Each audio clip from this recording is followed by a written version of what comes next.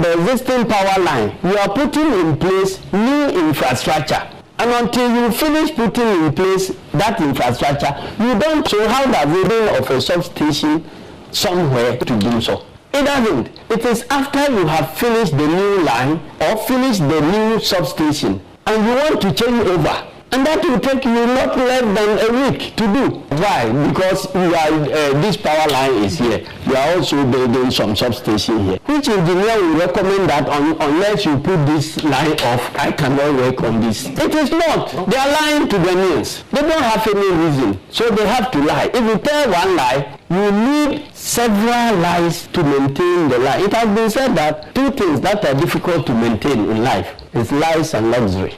Lies and luxury. The people they are forcing to talk, they are not sincere with us. Doomso had come, and this one has come because of the negligence of this government.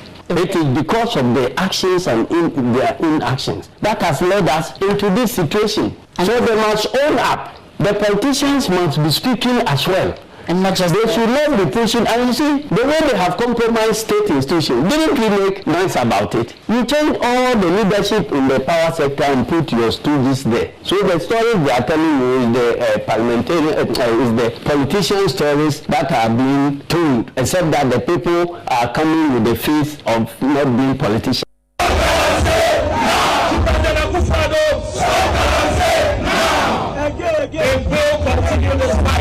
And we will continue this struggle until our water bodies are protected and until our police and government are. As to flooding, the flooding in Accra is not an engineering problem. A few moments later, we just finished an aerial tour of Accra to inspect the flooded areas. So that's an engineering problem. We need to see how to open the channel so that the water can pass. Those who have gone and gotten influenced by persons who have interest in the LGBTQ should return whatever influence they have collected. Because we will fight, and the next time we address the media, I will mention names. I've been impressed upon today by my co-sponsors not to mention names. And it's out of respect for them that I'm not mentioning names. But if they continue this behavior of frustrating the bill, how can this bill spend almost 3 years? Patriotism is standing up for your country and speaking the truth even when it is not popular. And that's what I did. I showed I'm a patriot by saying that, look, the Black Stars as we have now, yes, you will lose because the team you have is incompetent. The team you have is reflective of the government that we have. Incompetent. Okay, let me show you. Let me show you. You have a coach that is technically bankrupt, President Akufo-Addo. You have a captain who is gone past his prime, Sarfo for Prime Minister. You have a general captain who is more of a Jamal leader, Baumia. We are here to serve you. So join us to serve you. Be with us as we serve you. Let us all be in one accord in service to God and country. Abusia me mawaha emwakwaba eba SOMPA 106.5 FM so for God and country jumedie so na yede ahyase yede amawi na yatena sese inu a nra me kan say new usual voice ni ewiase de nka ya na won tinte nanso kremodak na wase abasa sane etie no se wanya ne saa na akoye bibia ho kakra enu nti yatena sese no na ya tonsa e de afrese wo a wo ye Ghana ni no beka ye ho na ye nsom wo sanse ye som oman ene asafo awurade se wate nkomo na se jumedie nipa wodi ho chiame eye professor Kobla ABOTCHIE prof no na watia ne na achi kakra e na odoma nkoma chiame obrempon na kwaku ampoma na mabetena mu e de ama no enu nti kan ho na ye nka ho na mom ya afre wo bi no bi nso mfro bi no bi mfro bi nka nchiro bi se yes mawurade ni oman enti kan ho ne ye nsom. This show is ably produced by the senior most bright entry. Baby Obia Ogusu ye Jumano from wherever he is. But of course, me better hey Jeremiah Simpson. And Nana Safo Kanka, Wamada Roman, Oma Shade Median Kama. And ɛna ɔmo se kwaku bɛtena se ma prof na prof ba ɔbɛgyina adwa enti abusua me de mbɛpepa ho kɛkɛ why ɛnkyɛ prof bɛba ɔno aba bɛgya akonwa no na afei ɔde ne aka toa so na emom efiri sabre ekonse no num bɛba pa mu 5:30 pm deɛ ka me ho na me nso me nka ho na emom firi obi na obi nso mfiri obi na ka kyerɛ onipa ne sɛ Ghana nkɔmɔ no ye be som ne asom man ne asafo awurade once again me need your brempɔ na kwaku ampoma wɔde man koma kyea me ne me ka me ho ade yɛ nkɔmɔ na nsɛm wɔ hɔ paa ɛnura ne yɛde bɛto w'anim sɛ ɔfankɔ barrier ha ya accident esi ye nipa 11 but as at by close of day ɛnura na fi defto na kodu 12 ɔfankɔ barrier ha ya o accident esi wɔ hɔ no about vehicles involved involved near about 6 vehicles and abobo ya ka ho na 7 we lost 12 lives in a day, in fact in less than a day, less than 24 hours. So say in 24 hours another accident SISC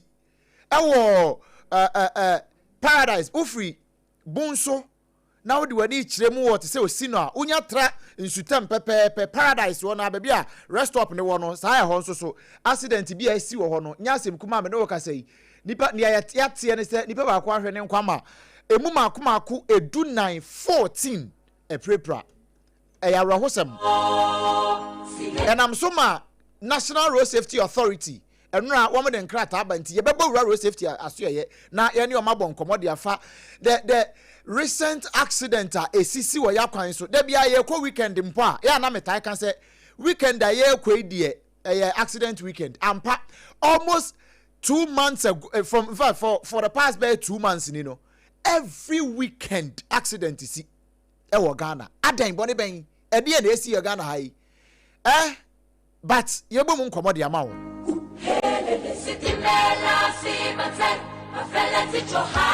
enran so ye de nsem bebre e de babeto wanim e wo ha se papa ya malam ya wakokeka ne nsem ni mfreni mu nsem wakokeka ye na sofuo bi nso koyi na no imam ono kro ye imam Masud Abdullah ekokeka ne nsem wie ye na Apostle Daniel Reverend Junior ya wajei ono so kokeka bi to so ewie ye no na ya che no ye nche no ye de call police headquarters ma papa conference Ziba May Zakaria ekwobo na sum father chi sa papa ya oda hashboard so no kwobo na sum father chi no ene Christian Council akasa ho na unim se awia ikra dum yenu kase no ye de beto wani ma na oponche kukura report se Ghana Police Service, the Christian Council, the clergy, any the Muslim mission no omo shia omo ya no baba ye nsem hunu se ya na yete Ghana hana ena mi hu artwork bi a ba ya bi so TikTok bi a no so ke TikTok so ke kan nsem hunu na ye so enti we beka na we aka na se Ghana na mumpa muntu mfiri na mumfa Ghana ne mayen why ye ya ye pen ye betenam ne mama mo ntratra social media so nkenkan se muhunu enkeka manfo trimbom in the name of religion ye wia ni asay aban sika nke betim dia be ye okrom kwan dia mawo ene accident na eku nipa kwan so accident na eku nipa obre kwan ye kwan ye sa sika no nka anya hwe ye betim dia ipelo da baako e de akoye bibi wo ho na ye afen ye ko frefre akoye ye meeting ahodo we meeting ye ombekọ amu ye ne nei ye be wie ye kire budget om dey say meeting we ya e will marvel you all because of nipa bi anu ene nsem hunu a wo mokeka o Ghana hanti ene be buafu pa munya abotre ma me ne buafu pa na ye fia dan so ase ye ya jiwo no kwama ye hododo se wo man enti ye ntimi me se kwa nyinam zongo kwa Pentecost aso dan si nyinam zongo na basin kwa yi ho reference reference commercial bank na chiri ho no apostolic aso dan die na masalachi nie adanti ye ntimi ntena ba bi fa ako a embepefo na Muslims any Christians yete na ye nyina ye pepepe ana agese ye san keka ye tribom na yete ho na we na we na ne som ye na we na ne som ye na wo mu munya abotre ne metoto bia mo pa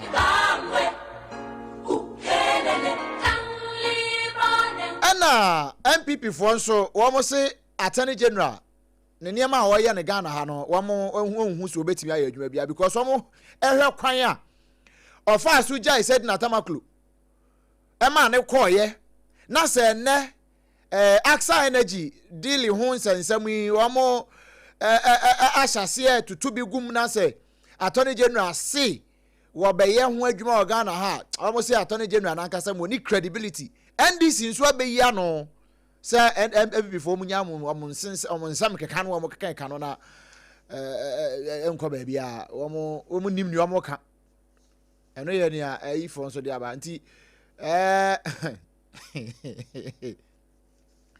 MPP for ka benkum na NDC for nso ka nifa wɔn nyi aye ne NDC for nso mu nyae aye ne bɛyɛ adwuma no akrotenga wɔbɛyɛ adwuma no nti abusia na nkɔmɔ wɔ hɔ na mepɛ sɛ wotan wasoma me na yɛdi nkɔmɔ why nti ne yɛbɛbɔ wura Christian Council of Ghana na yɛne ɔma kɔbɔ nkɔmɔ ne yɛbusa sɛ nsɛmhunu yɛ ɛkɔ so yɛ a ɛnura kora ayi Mr. Boateng efrefree ama saman na wɔka sɛ nka bɛyɛ a anka ɔmonyɛ joint pressure bi mfamra na nka the Islamic Society na say group no any Christian Mission Peace Council no nyina nka mbom no mo mfa pressure bi mbra na Ghana fo nyina hu sampa mo te asomdwe mu na ne ya ne Christian Council bɛbɔ nkɔbɔ na ya wura mu nso ɛwɔ National Road Safety Authority because we are a national security issue sɛ makra me kwa aba na ya frɛ wo fie sɛ o maame na o papa wa wu okwan so sɛ tia ah sene sen ho kwan no na enye kwan no na enye car worthy anase car no na enye road worthy but kamia yesa Ghana ha no ntontrowa bi ane de asi kwan so tontrowa na meka koport bi ane de asi kwan so se emfa nipa nko na obahan so na road worthy stick abɔ from DVL because onko DVL ho no nkotwa roadworth no ne nyanko driver ni kwa sa fa sa wote sa bi ne nanko driver ni kwa ayi kwa no atwa me de na abrɛ me ampa bɛkɔ nso atwa de abrɛ no enti car no wo mfo mani hu sɛ car na ewei ana eyewei enso ya tam roadworthy certificate di ama nso fantare car ho enti car na ba bonsa ayese na chia aya mo hwe car se gugu nkran ha yi ene ne ekɔ long journey wɔ Ghana ha yi na mo hwɛ bi o tim se car we pan de se bi wo de yakoport kura nye yie enso se ye de fa nipa because ye bu nipa nkwa se eye nkwase ade se bi fa cha me na ene no ye fiada nti wo de bo fa nche me hwɛ the same car na ye se bi car we de ye papa na nso ode akonya accident no wakum nipa 11 12 wakum nipa 16 19 obehwe na accident ba ko besi nipa be 20 something yeso om nyina awu mane mfa kosua nko ye bu kosua sin nipa nkwa wo Ghana ha kosua kwan na enye no aye ka no driver ne ba be ka to say kwan na enye enso the same driver no uma load kosua no ka ma na ode ma no ode be kwa akodu ba akokra mo the same driver no odi nipa nkwa ahye ne nsam ede gura topre odi aka na akɔhwe ho na ubusa na no nanse accident bi esi yanke omoche driver na abo no oye amoso de passengers ne side no odi odi age anka omoche na abo na dey say kwan no nye de otimi swerve ye ede the other side ekokoje accident no so that you will survive into ukoka obaka chiro so enyame mfom kwan no na enye kwan na enye na wodi nipa nkwanam so na wo se wo de nipa nkwanti sabe ye nsem hunu ma wo se obeto bo ase no wodi kosua ye hyehye ne ma ne ye de ma wo ne ye de bi kura sense sika na so a ubetimi de akwa kosua no one single egg embo enso the same kwan kro na na wo de fa so adan bo ne ben na Ghana fo aye na afi ya ba contractor fo so enano ye te Ghana ha na Italy bridge ebuye ekumu nipa ya prosecuting nkrofo ho ebienya te si ne ye kohwe na ye driver ni fault a ye min share dante say accident we si ye driver no ye na court a prosecute no minim se bi ajari wahu ota hu bia min share dan hu bi anaasɛ aha no ɛkwan na ɛnyɛ no ɛnkan nyinaa no wɔn nim wɔn kɔ hɔ no wɔn akɔsua bi di aba nanso na ne madam bi kasa sɛ yɛn nyankopɔn bɔɔ yɛn sɛ yɛn ano bɔɔ yɛn sɛ yɛn ano yɛpɛ no because yɛn mpanimfoɔ na adwene a ɛsɛ wɔn de dwene ɛna no ɛnura na Charles McCarthy kɛn sɛ minister no a yɛde na akɔto hɔ no yɛsi ma wɔ ni traffic mu mpo sɛnea ɛbɛyɛ a wɔbɛtumi anya asomdwie fine na wɔde adwene mpade afa wo ho nso no adwene bɔne na ɛhyɛ ne tirim because wɔagye 15% ɛwɔ contract na ɔde ama no ho enti contractor no so bakɔtɔ inferior goods ɛna ɔde akɔyɛ kwan no owia na afei kwan no te wɔ na ɛkum because ɔno wɔba car ne car na bop amena mu abɛte bram ɛnya mu deɛ na ɛbom abɛte bra ɛnya no bia bo sɛ car na ɛba bo sɛ ɛpon a asɛe no bɛte twɛ na mo titi mo sɛ we ti kɔbɔ we ti na we apim we wɔ mo ti ka na mo bɔ boxing ɔno ɔba onya wo baabi a wo ka ne du yɛ ɔto ne bo ase ɔba bɛte bram wɔkɔ na moto ke di nanim gbagbagbagbagba mo nso mfi wa mo de mo nim nyansa no ma bɛsen kɔ nanso adwene na yɛsi yɛ protect sɛbɛ yɛ obenya somdwie no wɔde adwene papa de ama ɔman no mu nipa na yɛ me no mienu no saa adwene no wɔde adwene ne 15% ne 20% ɔbɛkɔ akɔgye every contract ho ɛyɛ awerɛho sɛm papa sɛ yɛte ɔman mu na wei ɛto yɛn sei na okɔ kanso a wonhu ne kabrɛ yɛwɔ road ambassadors road safety ambassadors ɛne yɛwɔ road safety mu wɔ ha yɛwɔ ho ahwan driver union si ni ade ne nyinaa wɔ ha ɛnso nkosi hwee ɛnɛ ka yɛn nkɔmɔ ho ntie bɛwura mu na me deɛ ɛnɛ baabi a me san de me focus baako bɛwura ɛyɛ saa papa yi a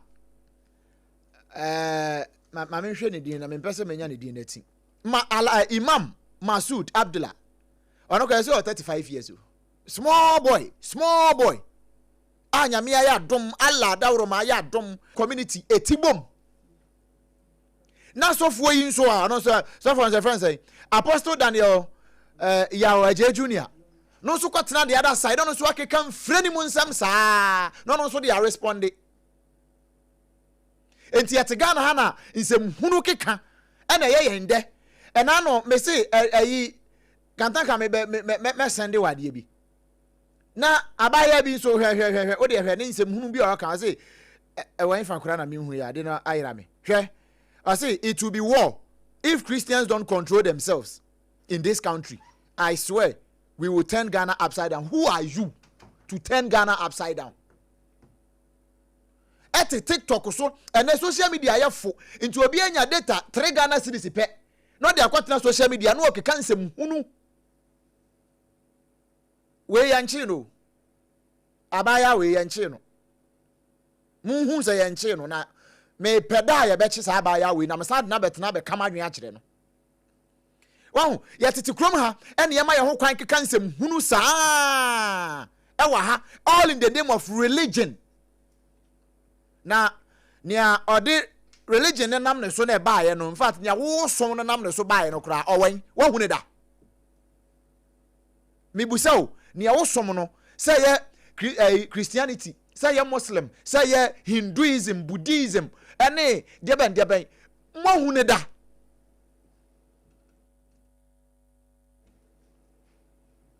anso yet how ana nsem hunu keka all in the name of ask to go to pray or to go and pray. Ask yourself. Any sabaya yinsem hunu ya no so tete wa okeken. Can you ever see the careful ato so a? Ene kwahwe Iran, Israel.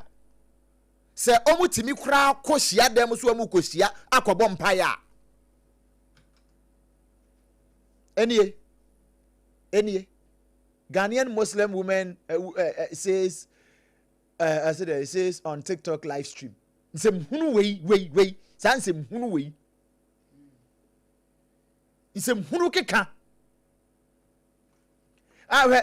No, nani mo de da wei. Nani ono na o kan say why to say South Africa ni abaye ya omu hwei e friend nsem po a. Ya center. ono na eba ha onfa ne ho nkwaji bio no ti fie na enkrofo nso bedi akire say oh yasem nkwobo mutu no nso ukọ da bia na monum say na mu gidi mbone de ma muslim som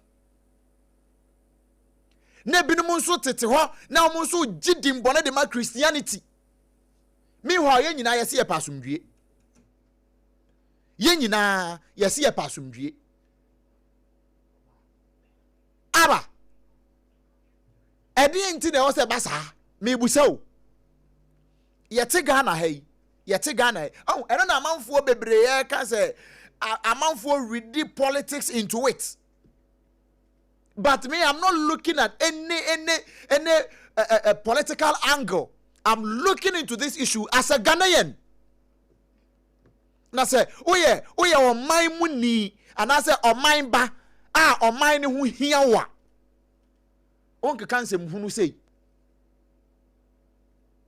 ye but ade ba ko amahu wa ha ne e o Ghana ha ne say yesi bone kan ye nhunu age bone kire bone kan ye nhunu enti on say ba ye obi akura kakura obi ambantimi enhya dan kan kosi say oh imam no sa imam Masud na asem no kan ye na kwatwembrefo akwatwetwe sa de we nyina ba enso yete ye chief imam ye ne te Ghana ha say asumdue hene ba ko ne chief imam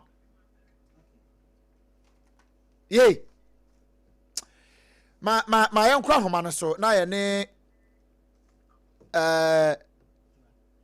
Joada okay Joada Reverend Joada Godwin Amuzu, head of Interfaith Economical Relations, right? Christian Council of Ghana.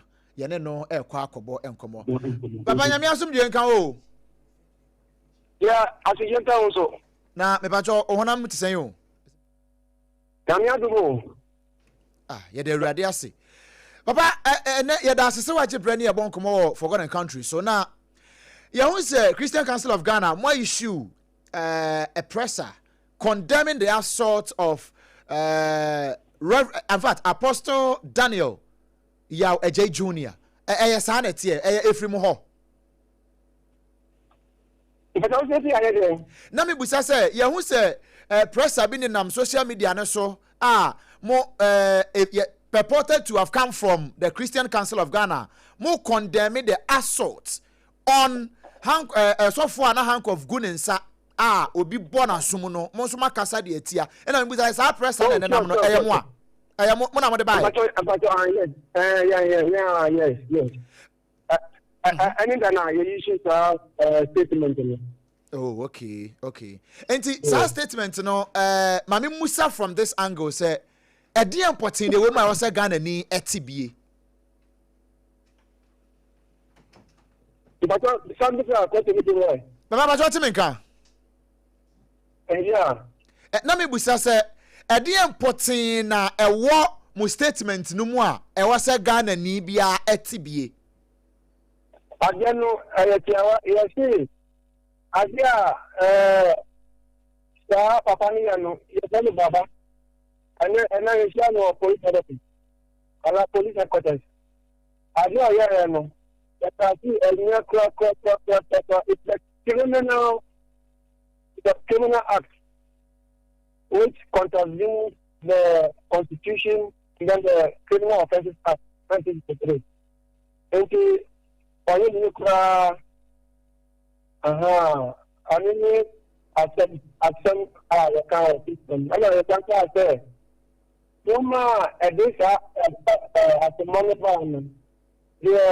Muslim Mr. You check them up. And I say, people understand. I'm not telling you, but I'm not telling you, it is a law that must take its course. It's not anybody who take the law into their own hands to unleash mayhem on their fellow countrymen or women. And me, I don't know. And now mukosia wo police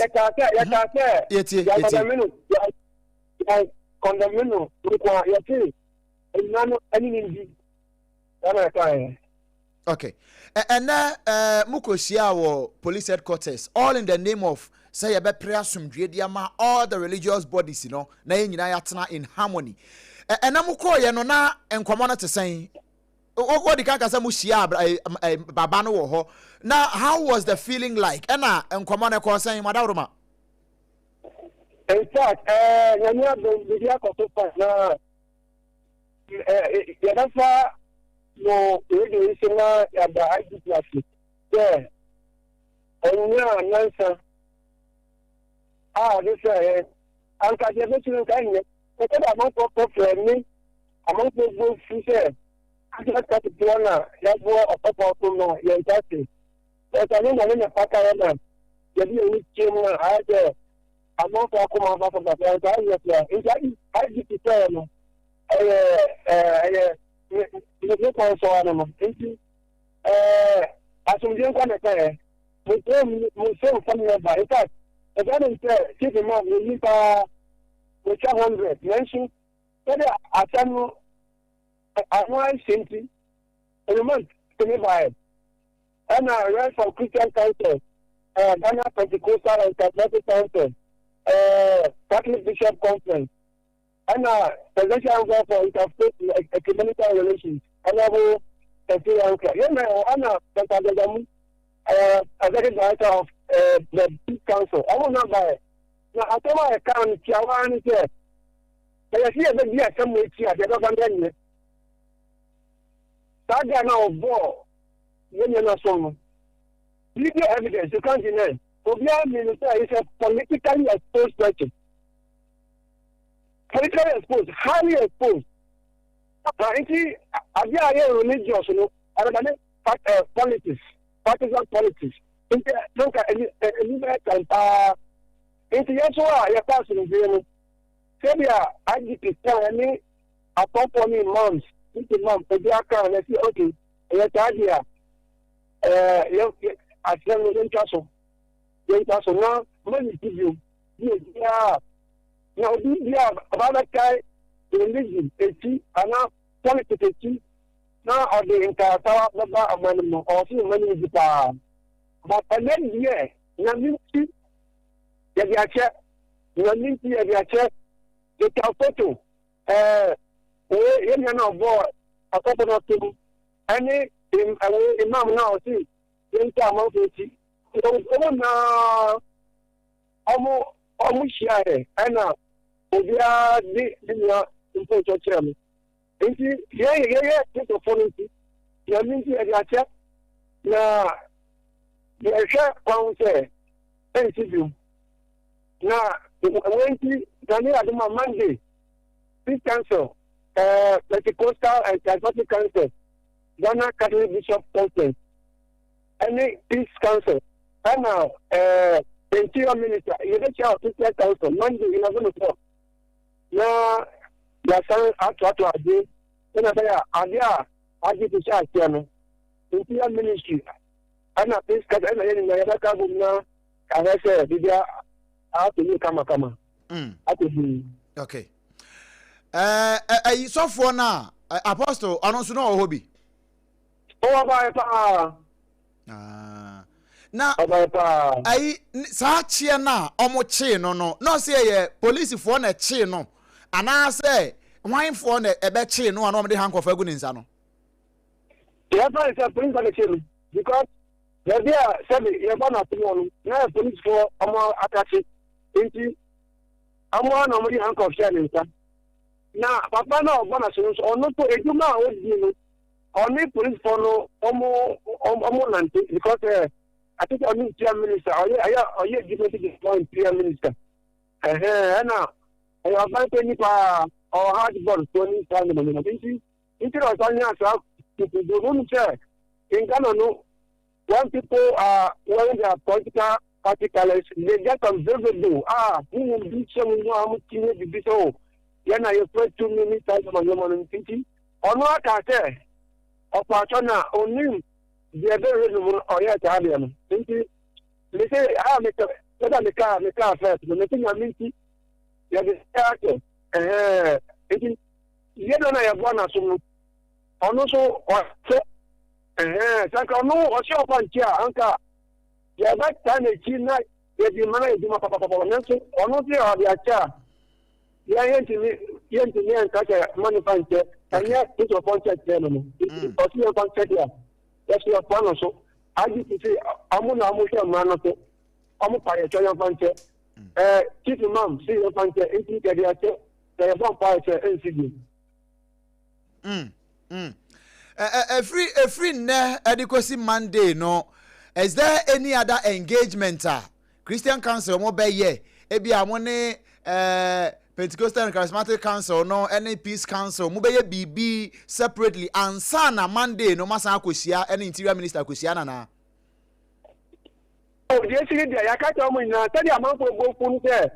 I'll see you, Dibino. Sit down. Yes, you I'm not yet you won't come. I can't show me, sir. Young, people in a call. I'm not saying. If you see, and I see about my money. I'm on your bonnet and I do my yeah, I could Monday. Okay. Papa, you better say, we say, what your brainy abon come or in say Monday, someone Interior Ministry, no, and as a minister, Ekusia, you better say, na, you know, I won't come over. You better say, no. I was the only penny bonkomo, Reverend Joada Godwin Amuzu, one of your head of interfaith and ecumenical relations, Christian Council of Ghana, and I know abo and komono. Inti say one more konoma sumdiabua, the police headquarters, and ne. But Sanka Brebra man kamania mo, we oh, and I'm penny for can say, oh, Babonia wa. Otu ba bi nkan za wo kwa wo babone awo a utie papa se mo kan a reverend say sir Apostle Daniel Yawaje se o ka se on fan cha anka the Christian community nso fan cha tie o o se o ka se on fan cha o ka se on fan cha anka omo nyade a omo so omo de be che. What you say? But omuhunu say Yesu Christ e born asum tintasu agu ni so ewi ase e born asanuam ni nyina waka say jafa che won no munim ne e wo moye enti ono so wode ache but ade ba kwa wose ye hu nso ne sese obi fum kumu a obi nso mfum nya asem we ni ehun say imam no Masud Abdullah Ana wakwa ka ne nsem wafom akwa ka ne nsem a eno say ye man boye sem a say condemn in no uncertain terms o man na team no ye frɛ ye ho say ye Christian nation tio ye frɛ ye ho say ye Christian nation not because there is no other religion e Ghana how there are other religions e ha and our faith based organizations bebre e ha. But because Christianity and the dominance, our Ghana hanintini, you see a Christian nation. And he said, Obitna baby, near onye Christos muni, near onye Islam any, near onye Abosomsom any, maybe or no crown ye a Hindu foibi, no so betina Ghana hano kase, wow, ubakase tia Hindu, yen kuwa. You see, you are so who incite followers against other people, and it is against the law. And that is the wire. I will say, ye kasetia sa some no kaya in no uncertain terms. And no so in say so for so nko gina baabi nko ka na adwen fa ho enko didi atam no so nko retaliate. Oh ni nyina na me kan nyina no ye kwan kuyen ye hwe no ho asem nkan yo. Ye te ha de aye Muslim for ne Christian for ne ekun eno no den ye benya frim ye nkɔhwɛ kwan ne so na ye hwɛ kwan e betimi afa so a sɛ ye de ku ntɔkwa yi ene ye de siesie kwan a ankɛye kɛno na bɛboa ye eno accident esi ye e wo fanko barrier enipa 12 awuo na ene paradise e wo nsutam ba ko awu ma 14 eprepra in 24 hours ɛde na asie Yanko homane so na mene nuaba Simbiat redu enkobo enkomo wakasa edema National Road Safety Authority. Mami, salamu alaikum. Walaikum salam. Wabipo. Na eti say. Me ho ye also e. Erade adom ye ho ye pa. Ai me ofa amale ba ne ho ye. Ya me adom. Me ho ye. Right, I na adom enchi ama no a chen say ma fe no bete me nka wai. Mate. Right. Ai ye ho say mo de press statement bi eba enra.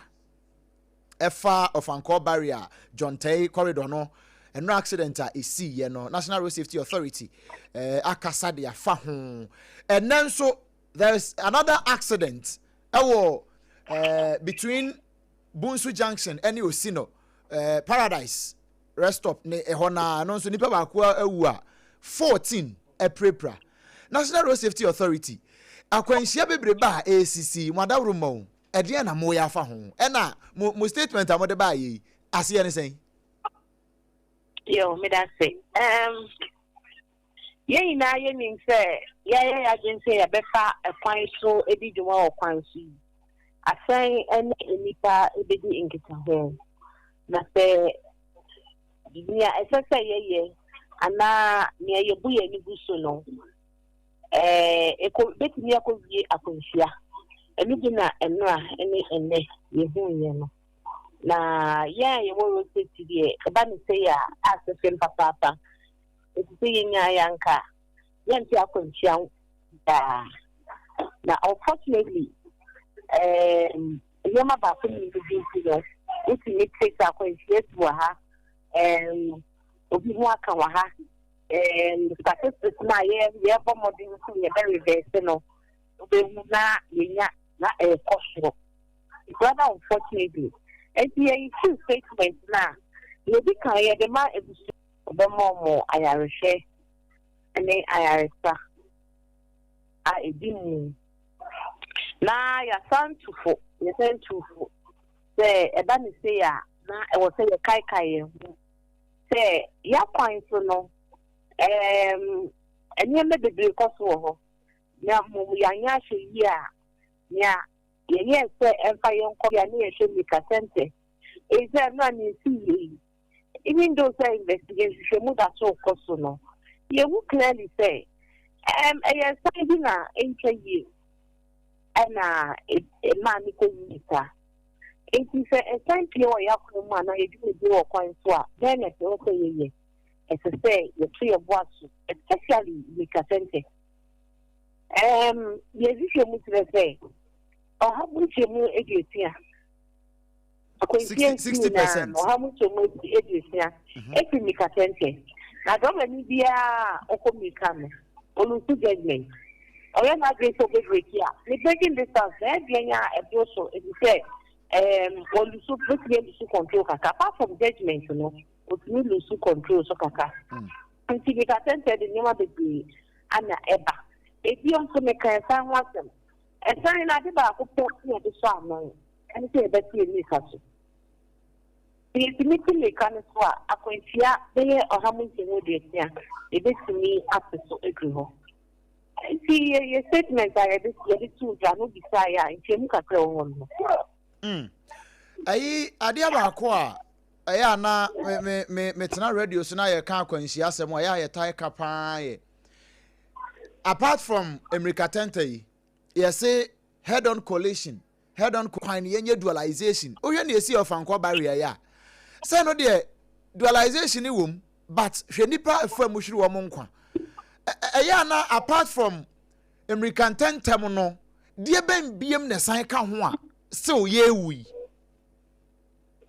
amempa ana mi di kantie mu no ye so kwan na ani nam so bana eye ne ma miensa say ye body tofa kwan ni kwan no eye say nam so ana mi pe tie signing e fi no it is that agent ne bawe ye shemu pa e bi bi enu we be tie di na ade say ye kam yi nu ana miensa bu ansana se akontia beba tumi aba and you know the bia ye tufwa ye tumi say a human agent ni woman what is the driver you share point a human you share say a human now your agent here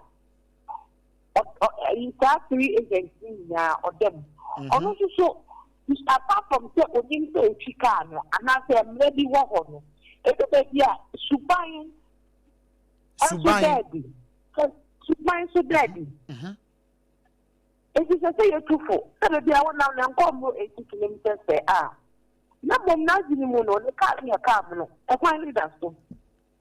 And so I was not doing them. Can't make me up or why not? I didn't do our uncle. Don't want me up soon. That time in the race, he said, hey, you have got done my service with the sea.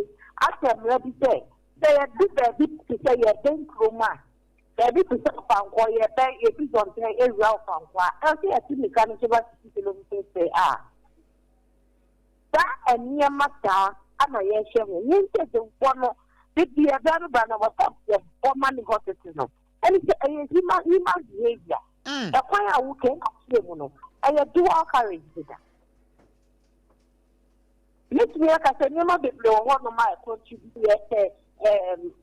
And near my bakum, you may be telling you a yapine so. I was a fine that so. I was a dual carriage. I said, Martin, dear Juma. I was a speak like dear Jumano. The other one so everything is market near. If you just in the CPM, you're so defensive driver.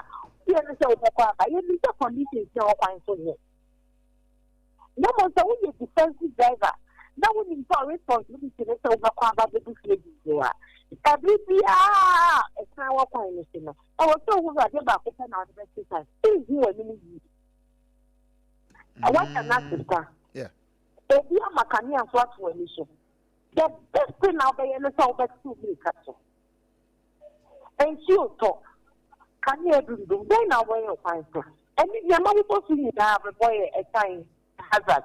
If you were finding so a can find no bottle. And when to let it, I got about 4, a passenger 4.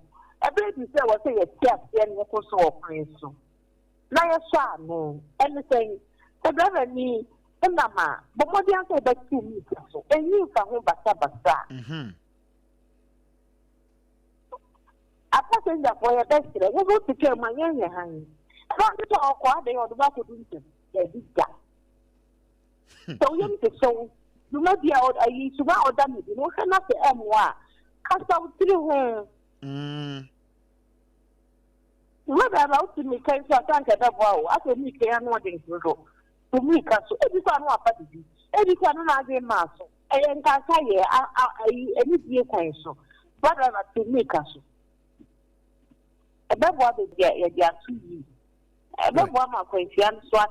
Right. I never go. And I'm a man so can a sumwa a way of kindness. So, which when you see of Uncle Barrier, baby accident, see, you know. Yes, see, a boy be not says you are not driver, no crowd, ya boy, ya rider, no, or no crow, at that. A boy, yanum. Now, so because street lights are any kindness soon tea. And a coco says accident, you know. Is road safety advocating or doing anything at their far sad way, Juana? Yes, so you can say, I will be able to one and your devil no ask to say no war and now what done and says Jemu and the daddy. Okay. Now, yes, a sumo fight.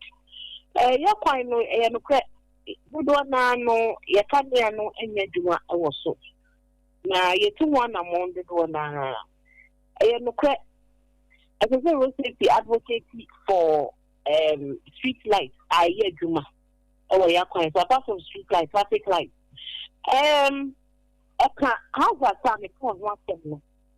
Yanka, the street lights is now yeah, Juma. Now, so you're pushing, you're sharing the day. I'm not for you, obey. You can't say Chima and cat. I am now quiet. As I say, yes, visible enough. So when I'm now coming on the dinner, and money says, I won't bang or push vehicle. The best say, I know what be me coming on. So when I say, play vehicle, come here beyond to say, car where you ma, it makes me the cop high 100 watts. Now, bank car, I'm not the one. Then they are blinded, approaching the driver. Right. Enti ekuto kakao de mama. Okay. Sembi atansana meja because na minim say engagement ne do so pa. Ade ba ko a eya na me say metai eka ho asem pa kese no. Eye bia accident asi ye hwe mu no ade we de ye driver no ne fault ne cause accident yi. Aha nso de hu say ekwan na enye no ekwan na ka ho bi ena ma accident we si ye prosecution eya adwuma wo Ghana ha se ne nam ne nsa so se kwan ne nye se ye chi contractor ye kwan no ne ya prosecute no na ye nsa na ho de ama next contractor no so koye kwan ne bi se kwan no me no ma anye ne yi a ye be chi me prosecute me am ye be bo me ka ye be kwa akodam because na me ye example bi Italy na nsa ya accident esi ye be 12 years ago ya chi contractor na jere ni 17 years ka accident be si na driver ni enam de nsa so e ba ye no na nkoso ono so ya che no ne ya prosecute no na ayense na ho de ama both the driver and the contractor eni omo nso ewo mu bi nyina no aden no de ye ntimi nyei Avempo esi me situations are kwesi na ye nam ne so ba ye no ya che no na ye di na court ama ya funded no do ka ya daily no it happens emma me tie for who say class ni sia no anu say wa court na ye jawo na ye hwe there be the investigations dead say and na mo so na class ni ba ya emma wo so na mra no sie no yeah ye no be di ni so na mra no sie ne be enti mesre obi bia wonya mra no we say driving kwana emma be pre wo act ne whole regulations degree kwa ya penny nhia ya kanye juma e say ma wo bia ye bia wo ya kwante poso ba ho right Simbiat mamenasi ne nkomo a wanya ene SOMPA 106.5 for God and country abo enkomo na edim si yekoya nim no bibia ba kire a ye be san ba ho bi ye da se awie ye wa be for me that right abusia ye ne Simbiat Redu wono na we head of communication at the National Road Safety Authority ye ne no abo enkomo nti omo so maka che no nia omo eye ene afutu a omo so de ma kakra wo betimi aye de aboa na one also any abo emu nkomo no, but of course so sad and yes said na all canon yes road safety for omo are not prosecuting and I say there's no prosecution but eswa sana me no me pesa me kan sem no di kosi because the bia the share driver menti say accident si baby ami ase a hide kwan no ntino contractor oye kwan no ye nche no ne amfa no nyina mra no menti se ya che contractor a oye kwan consultant no oda so certify ye ma e kwan no ebe ye yi no menti se ya che mu bi sa but e be che driver ni eno kra no driver ni no wo che no wie na beko beba be wie no be wie che na driver no se osan kita ka afoforo no ode na amu enti se bia kane no a long journey driver se obe hu no obotro wo domi St John's bia we hu se na okọ Accra Nsanwam a se waja Accra Nsanwam no okọ from Circle to Kwabenya still ogusu twika no nto bekum nipa still ogusu twika no nto ye do bekum nipa oh driver fo bebre wo Ghana ha license driver's license oni bi police jina no anokra na ya na ma wore ho no won say police jina na no atam sa insurance booklet no the 5 series na shim na ka me hu ye police ni jina wa ma police ni momra wo ho that is how it is done una me come bed una wajina me ntibra me ho na be kire me nti a wajina me na so oni onu anim say oye at fault nti osi driver ni police ni jina na no asi from fast no no akọ police na nka wo check driver's license a ye ko he okachi ye driver's license no de abrɛw o check ahwe gise wo de ko jina car na chi ansa na wa me se na no nkɔkɔ mu ho me videos ni nyina metimi asesa videos ni nyina mamo me te back seat ɛno de ne wo na me tie che na me twa mbo ode wonto ade ekita ne say e de tie for ma menye example ni nchiro sisi a enie na ade ni nie say hwo o de hwo enie say na card bi de chire say enti o de we ni mana o paper na o de amana ni nie o de hwo o booklet ni nie na o de ahyem say ti say na o de ade na ahyem say wabiem na ade ahyem enti o de mana o de to we ni so say o de to so say no wabiem no de nsa we no ato so no watwe booklet na afase no watwe book na afase enti na we kita no ntubeka so na minim se omani no se ampasa wo check driver's license a scanner ho omani no ye scanner enti no ode bo so a no wade ama ho je so scan na awie mu hu Ghana oh David minim se nipa bebre wo experience e woni abi kan ho minim se me matiefo meka bi kakra ho before me call me va be call ima ho me matiefo mbrem be 10 minutes pe ye fe se betimi afa course kakra o de nia wa hu bi no be kire yen be share wo experience na yen nyina mfa nya de suade 0260196064 0260196064 and 0260196065. Hello, good afternoon. Hello, good afternoon. Afternoon. If I tell first, and I'll get everything here. Yes, sir. Agafia. Yes, sir. Agafia, I won't come on. No, any Ejima or some more, my God. Onim. I've been paused already. Yes. I would. Makubia. Now, you call Saman Cassie. Onim. That man only. We now walk on the man, no. Now, Gaba Kote. Gabanetti. If you know all this, by any fall, as Gaba police in Hakro, I was there. We know your kid Gabanetti in a video. And I was there. What I come in the what else was there?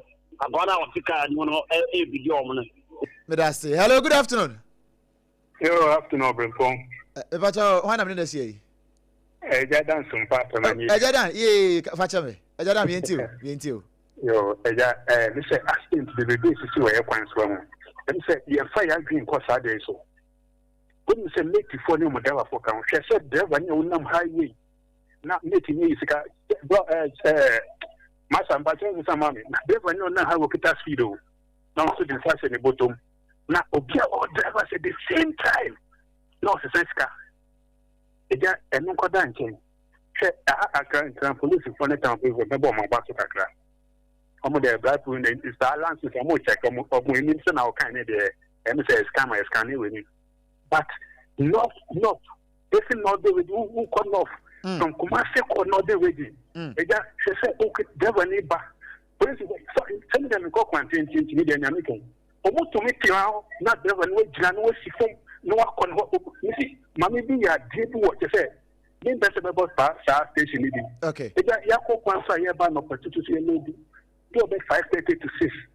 Now, police need you are dabbing to Makatan who was sort of here, Nini Chemukwa. About saying, see from Nayam playing with a nigger motor. We cost was that one. So, Matia Jadan. Good afternoon. Hello, good afternoon. Yes, sir.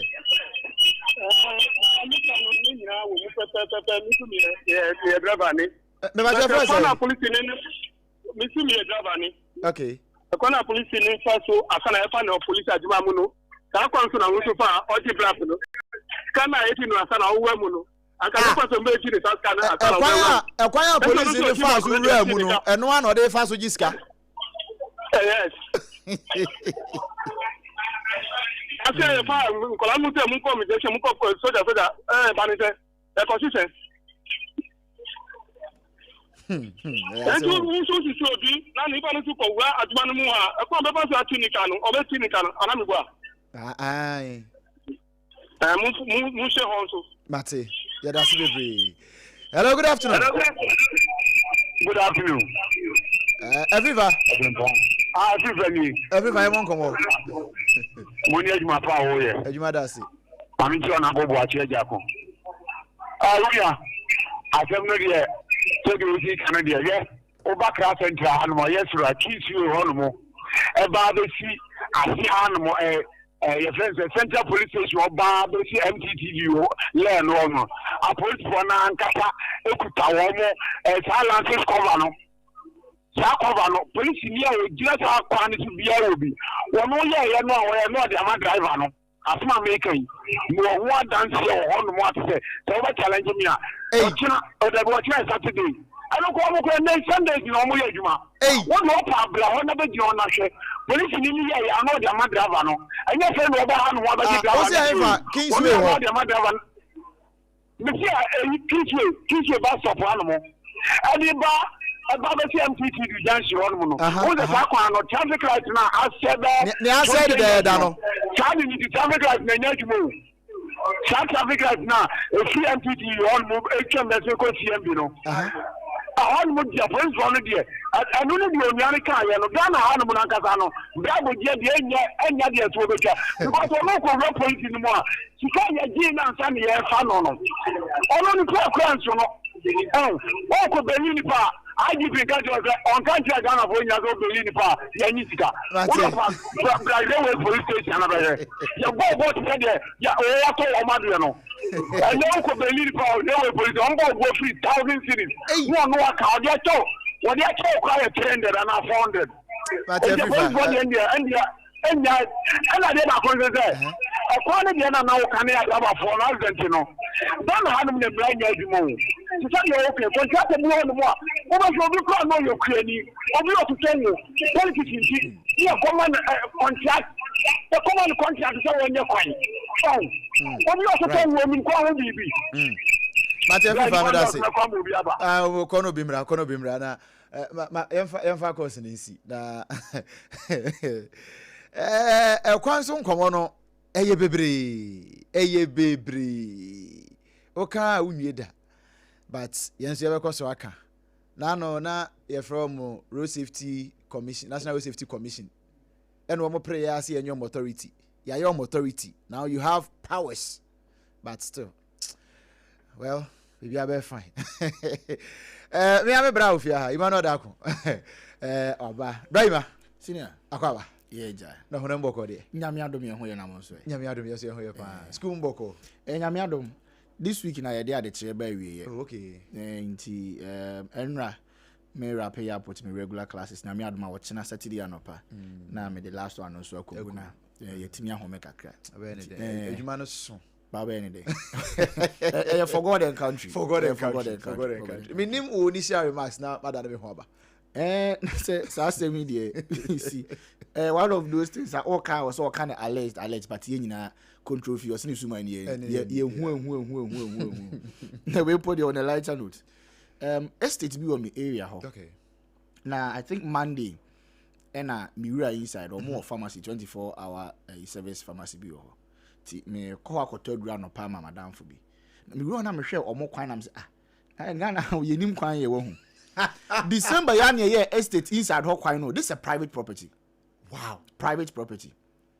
And na me no ka say otimi hu treaty so say so toba ko me numi ensa ka ho aportos be say ko ma ye nim kwan ya na me ntwawa no me de bi ka na ya oken odu nkokọ obome kwan no enye omo ye kwan no ni bosme miensa awia ba na kwan ni nane awia ba ko ta ne nane na ehwiegu but you see it's because of kwan e faso award the contract. Most of the contract family and friends. Okay, me na maben ba so me boa party no when they were in opposition. Yes, oh alaji asuma CEO assemblyman we ni person CEO discover me campaign e kwan abeda ho e pe kakra ma no na me makwaje e bia contract sam ye 1 million Ghana cedis me dia mitimi nya me contractor David na maton afi na wo de komo bia no ye contractor nkasa na maton masafo Sarfo of 1 million yes the 1 million na ye kwan e bia ye nwie na bia 45,000 na 50,000 na dia ye kwan no because me so ni pa obeboa me so we ye mfama nipa so wabegene de no enti emra medu contractor ni sem so to da was a contractor for no so yeti o mase emra medu contractor ni sem no na be 30% or 40% of the contract sum on paper no na eko nti ade a e bia ye de 100 cedis eye no o ma me 60 cedis me timi 50 cedis enya ade 100 cedis nti omo so pempi no de omo ho de be so no no ma ye omo de amaye so all of us are involved ye nyina ye and you see sometimes as timemufo no say ye ya been say be punish politicians on some of these things omo be jai ye no bet na ho 4 years ye nya wo kwan ye be to aba ade ame ato aba ne aba be ye kwan ama ye kwan ma wi ana so akoto aba na sabe ye na nkomo yes akwanfo yi ma ye na wo ye kwanfo wi ane ada wase ne ato atia wa woni beda ho next time but ye so ye sabe ye pe bibie die wu ochina nti ye yes apeti bi ma wa na ye was it not this year na ye there was this news telecast say MPB akọ repair traffic light yeah dem to be form we yada no bi akosi a friend say toilet see toilet dey akọ mu traffic light is one you see anya adwuma for a very long time akoye na bia wa pe TV for bi na di screw driver bi aka wa yes ya no you see sometimes the media to us you blame you ho na media the camera ko dina ho solinti come on kakre be dey nti me na twa ho but krom han so esun okay I think you asked that question about edu anwumre wo ho na say o drive across even Flagstaff house anymore my fa anwumre pen yes in fact it was very sad Mahama Road edi free to say bia free Palace Mall baba be Sibema camp e kwan so tum so I'm like anytime bia mepo adwuma late na me wo fa nam kwasam say kro emu osum pa you don't and ya na awia ba ya kwan poto na ade nso asa so some of these things so many angles was say ye hwe na edi ho adwuma ma hu ade bi na we dey say na ma yes me fa kwanya so abo the authority that handled it no mabo mabaso work we here St. John's here yes almost the street light assist wow and it is the solar powered light nibi I think say me home akuma be 12 if from the end to the end. That's a very laudable, commendable because look ade abako aye hu ni say krono a ekoso wo overhead so especially footbridge so no and advertising agencies so eji benkubri ndifa no mo de omo billboards no omo we ase ho flyers ni ade na ese ho enti ema car no efri say and efri say ba light ni ntimi nto ho mo unhu say ye di obi bone obi ho but me far ho the last time I me far ho na me hu say ma in fact na ma try to say anytime ba me betra ha na be madwuma na me refi enti ye can light asem ye say the authority that handled sa enkomo we na I think say ebo mabaso na ye emulate wo other areas na ye kwan so no na no regional minister say Greater Accra dey as minim say light no na no regional minister say Greater Accra dey as minim say light no na bobu na ahye na auto 3 months dey because she money say wood Accra is too dark for a capital. Seriously, Accra is too dark for a national capital. It's too dark. But you see a third down so nipa authorities know the street light ne ebeba BCC ho na man for kutwitwa wires. One problem no but you see the ebia nipa no otwa wire ne mehu but it sounds me MPP ni na NDC aban na this street light be si oti ye twa menka because at the end of the day me so menya some political capital. Only me ni opinion wa be na enra mi hu ne status of WhatsApp na I saw them now see one imabunu no che na experience from marriage ya ante sound but na efe nti me say wa ba dia na woni me ache kakra na family come akwa ba I say ono a pre mama na kwa no nti I was for me amenia Emmanuel da kono watene nka no na obi yabo na abayi obi akwa ba ya minya na woko de yesu nti ye ho ye pa o experience na na de bia man na Sarfo mo nyamare yo kakra I mean I'm saying see mu na me adoma December 20 years. Oh wow. Yeah. Wow. What is that? Was it the papa 20 years? Na me adom 20 years. Na me adoma No, I do a me invite you. Nana pato invite any This week, yeah, sorry, yeah, marriage seminar. Na na also young couples no more wife for and all that, you know. First day near communication. And your topics are discussed every day.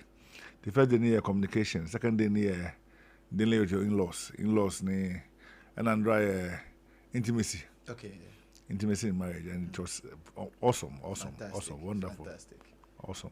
Right. Mama nana me hombra.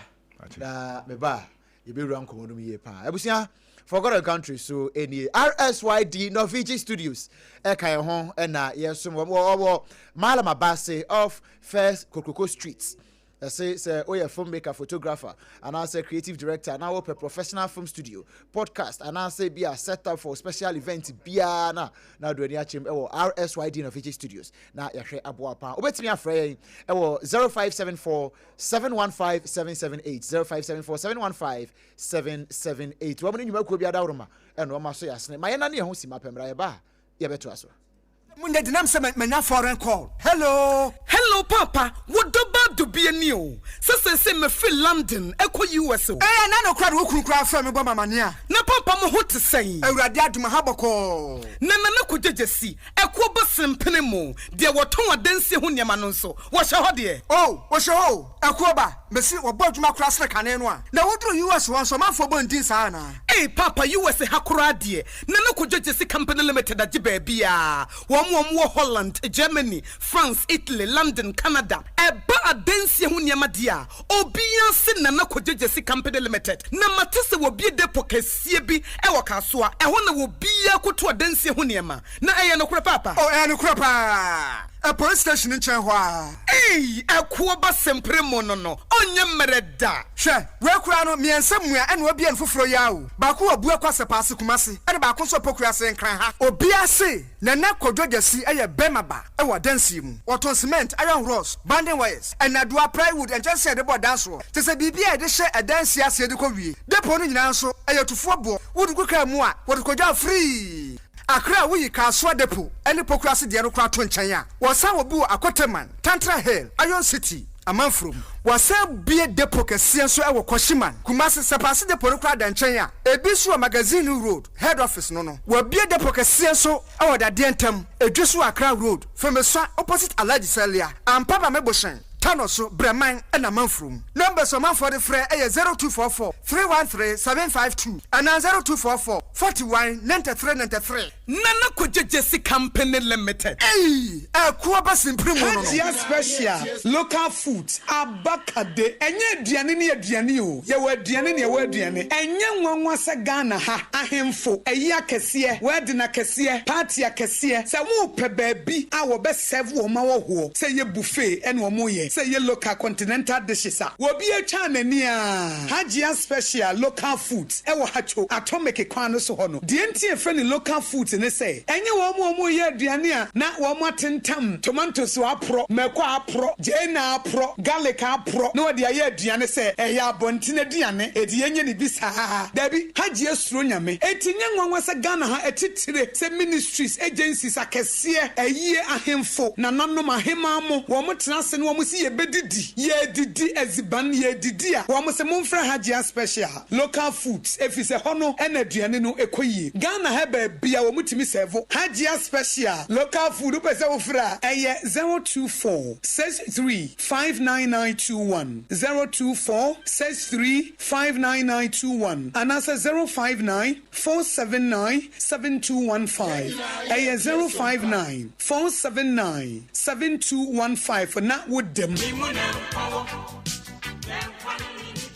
Aha! Just hot kinky. Just hot kinky. And your hot. Just bread and pastries is say. Just hot kinky dokuno noa. Ye di yellow corn of vitamin A womono. Na ye 3 Ghana so the sepe. 3 Ghana so the sepe. No mo to dokuno wa montenso. Eno no mu tu etono. Say die. Occasion bia. Se wo pe dokuno serve wa wo ho a. Wo die free. Na ye customizing the mount. Say the wusi penny bia. Protein opese ye de ka ho. Ni ayama wo kama. Yes, we take orders for every occasion and you can customize the price of your orders based on the kind of proteins you like at a very affordable price. And to say Obienim say Just Hot Kinky and Noah and you serve Yawahu Just Bakery Ewodome Commercial Bank in Chenwa and to Freyen and 025 60688832. Now young customize your orders in the mouth. Never said what was said they will say pen pepe. Just Hot Kinky. Just Hot Kinky. Hey, yeah, hot.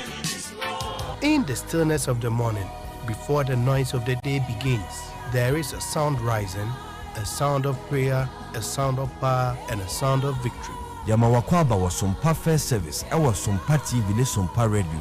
Your early morning altar of encounter. Join Bishop Albesaki Kwambo. Onyankopon di fa wasra no eweye brim. Enam ne nsaso ama onyankopon we ya honwade pi.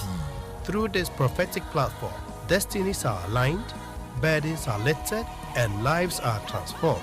We need to teach us SOMPA First Service. Our home enye TV program keke. Eye bra osro ne asasi hia.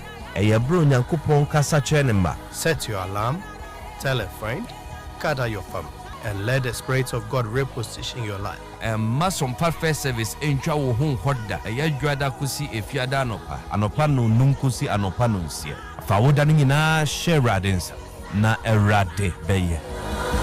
Obimpona na kokwampoma e wo SOMPA 106.5 FM Accra. Memenda we ene memenda bia. Anapa no nson e bi kosi nondu e wo memanti dwumadie so. Akai se ni nyina eye memanti. Hyene nso. Memenda we ene memenda bia. SOMPA 106.5 FM so wasugu so awutie. Hajia special local food. Aduane papa fie. Ewia se wo pe bia didi a na aduane akyem e wo hacho. Atomic kwan so na no akodi aduane papa e wo ho. Aduane no se na e wo pe no ofra wo ma ana wo kɔ hɔ a o catch on pombe ne kama e de amount bia wuntime nkoje numbers na free delivery be ne kama de amount 0246 359 921 0246 359 921 and here Hajia Special Local Foods.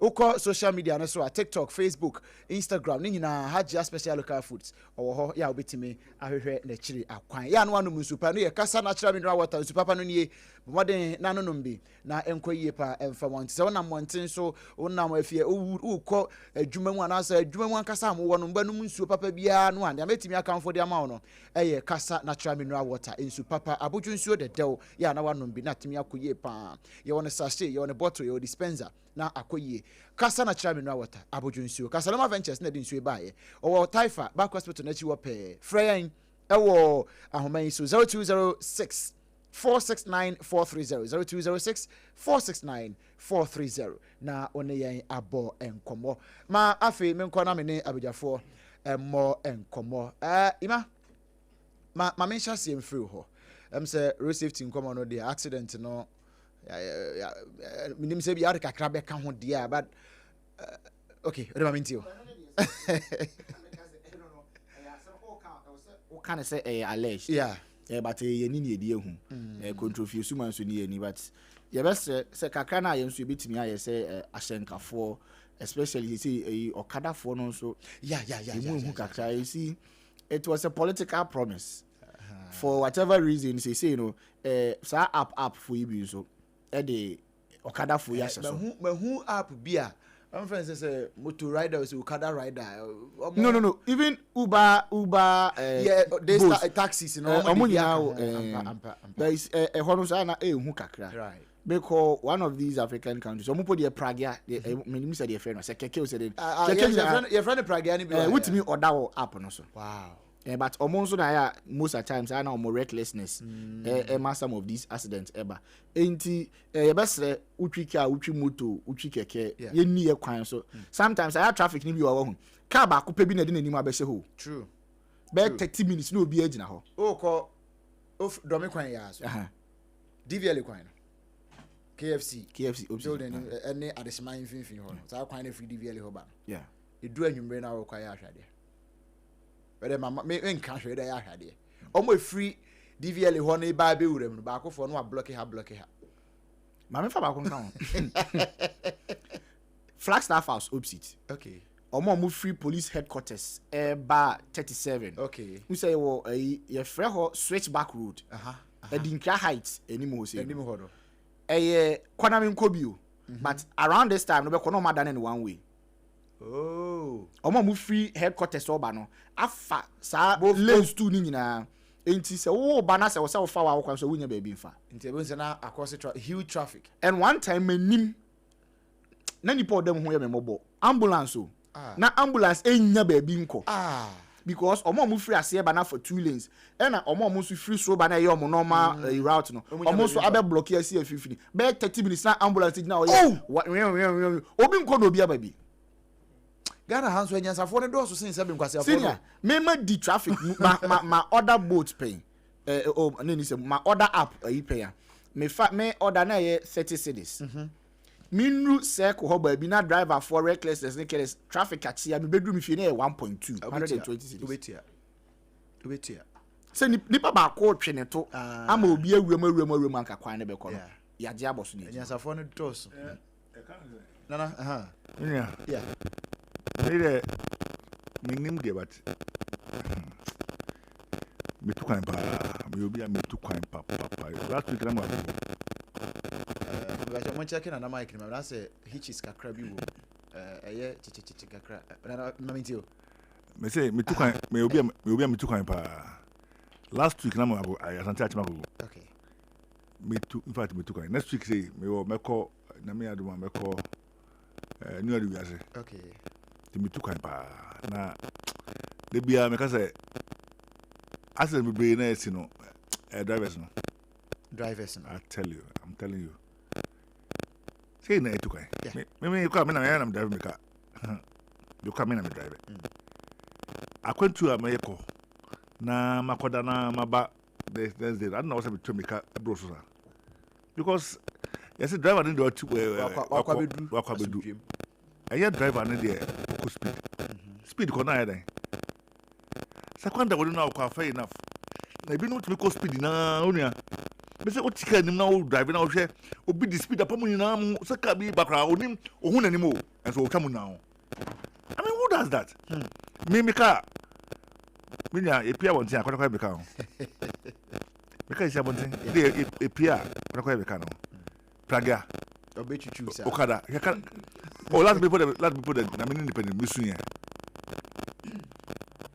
me ho papa esa me drive traffic mu atomic down eko e kan say Ashoma Estate na traffic achi okwan so one lane no na traffic achi na me di mu na metia matipan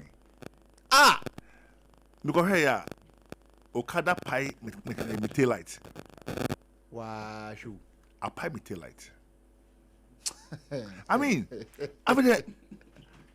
we have mechanic and we say 2025 year so ko ka uko no a enwo twetwa dome pragia twimi na bisi fo na koto no pacho wa cost damage na wie oh I can me say I am telling you say media you can so be I na pragia for no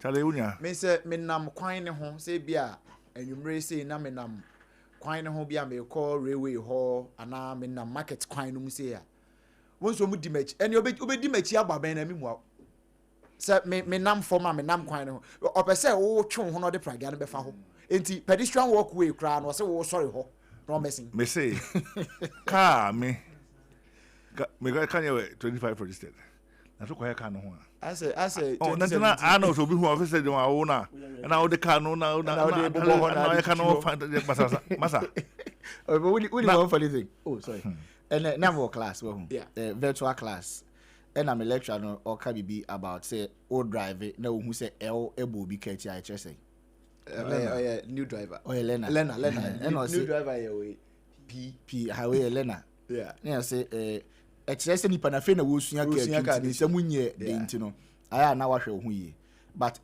and also I say Sancho say the person who is coming is a lunatic we dey go be bo ka say no fa dey so a lunatic na hwe ho yi o but I serious o enye o on say ka accident you see any 11 way yeah as they say Tony Kra could do 12 ko bisa ayi o ka ayi aboboya on say time people power no kaya Henry Cote was advocating say mama baboya bi am but we not support and then on say Ghana ha won aya me nim there but be bia tell serious yeah ofa highway so we are driving yeah now for highway so na with the speed na abobo ya di wanim yeah na one year careful accident no be sim more because ultimate cost speed that open no say who the speed na bia o no di wanim oba kutwa fa so na o ya ben na pe no bia o flanks no cars e di hot man ultimate ra we ni no so do wanim no with the speed now dey ba no one here ultimate ni na and no obetwa fa so what I say enu ntino omo nya car yeah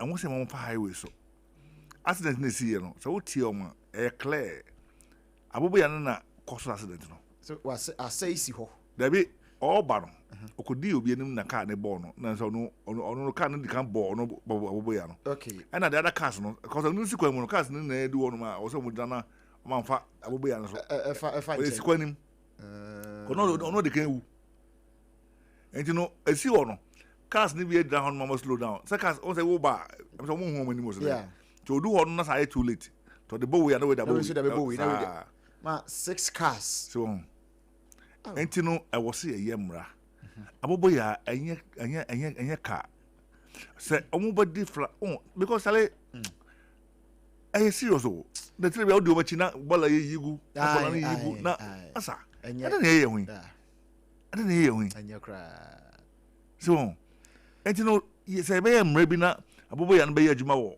e bia outside town because chromo there the way speed limit no at highway no what the way no faso a accident no more na be koso so ya krobi ho no ma me call agogoi masa me hu taxi o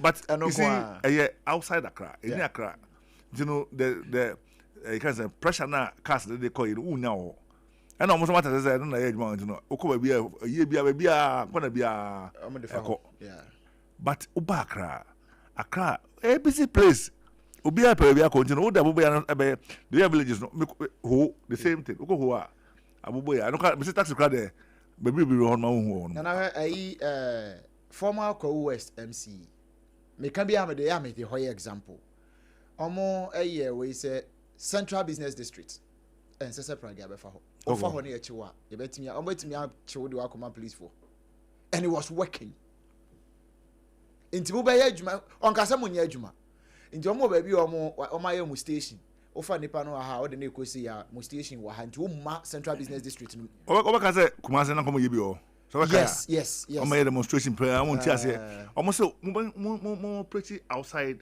Kumasi but say o ba Kumasi town I can say city no mo a oma ba ko fon ti ase yeah true so ona on se Ghana ha no bibia ye politics bibia ye on say as politicians no yeah the about to no hwehwe ne ye nto ma na we say ya e ka ba no saying and am so political will no that's what I'm saying say this time pa na the best person to create that good example every President Mahama because on election bill okay and na kono no will be able to stem some of this tide no ma ekoso because okada ya kan yeah so the traffic ma on now drive ya papa well am wo car no o park o park o ayi traffic na ni mo na traffic na so green na mo na mo twa no se so mo nya wo car na bia ma pa na o mo di kan ko ono nim time be social helmet be social helmet yeah so tell your road safety need there because yeah near kono won be education no here na mom no nipa subai yeah na road safety PRO ne ka no subai mami my former road safety boss ote bochi ya me obriebo yeah my auntie engineer me obriebo unum ote chi ya ote CFC I hear nothing she worked for this place for so many years yeah na on say me nim say yeah normally yeah accuse ya more also to food but I just be brave almost I was some more enforced say knowing the nature of their job no also because say ebia ye fa on throw proposal kuma parliament mon ye airline you make sure say this lane program faso highway way. I mean, we make sure your mom run on. Say man who wanna and yeah possible. They were able to have police for them. Okay. So okay. But Nina so boils down to political will. Because Osabekaya last election year koi. Obi moka say Praga say by Praga regulate it. Nyumna na mutu echiro. Sepro. Okada you understand? You'll be say me Praga very good because sometimes open temper na tamariwa.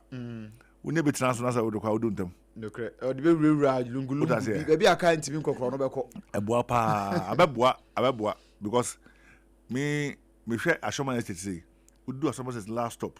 Na ngofo we bre eti house escapes. Can do honma I be on man ko bi and numere no. Wasi can ko bi.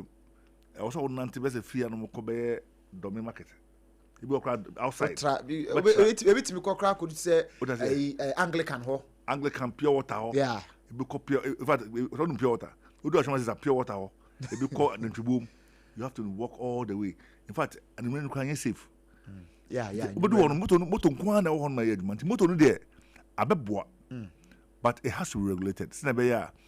And Kobada say go be use no we and for no. Say wash your helmet fair. You do on mobile and in fact you are known. What they call on my so the way or yet more station animal. Yeah. You be no. In the corner say we go see. They know where to get to. Yeah. Until say if it is well regulated, I boa. Because Abeboa. Right. One thing I would want us to touch on this Asante Beku issue. Now they say about political entanglement. And I believe that make now maybe I'm there say me free but MPP say Attorney General doesn't have trusty Attorney General say we were looking at how or handle said in Atamaklu a case trust say obetimi handle this case locally and then this is so very responders and the FP nya o masem o ntimi nya bibia fa ho o gidi say Attorney General betimi aye adwuma no na I'm fan say o na say me nya mami ba kra mancha me komo na ye de na me aduma otran ye call regional elections. Okay. Na me aduma me de me mpaibo ene ma de say na say Yanka Dr. Okoboy for regional chairman. In fact, Okoboy called regional chairman. Yeah. Hey, sir. Okoboy called regional chairman. Hey, Okoboy, John Boadu. Okay, John Boadu. Omo national. Oh, sorry. Yeah. The regional chairman. Okay, that's fine. I mean, I do my Yanka Dr. Bernard Okoboy. Very energetic, very young, very vibrant. Communication very, very good. And or the temperament to be able to hold the region for us. Yeah. I mean, I do my.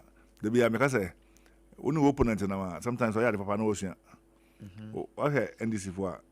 I'm a regional chairman. I'm going to Ashimon. Oh yeah, former MP. So yeah. MPP. We normally gloss our heads over. But former MPs no. I'm going to go daily. And normally they know how to deal with other people. Yes. Okoboy, as young as he is, 45 years. Okay. We did Kalebu CEO, we did deputy minister, we did MP, NHI, we did NHI boss, we did minister, we did Kwalebu board chairman. Yeah.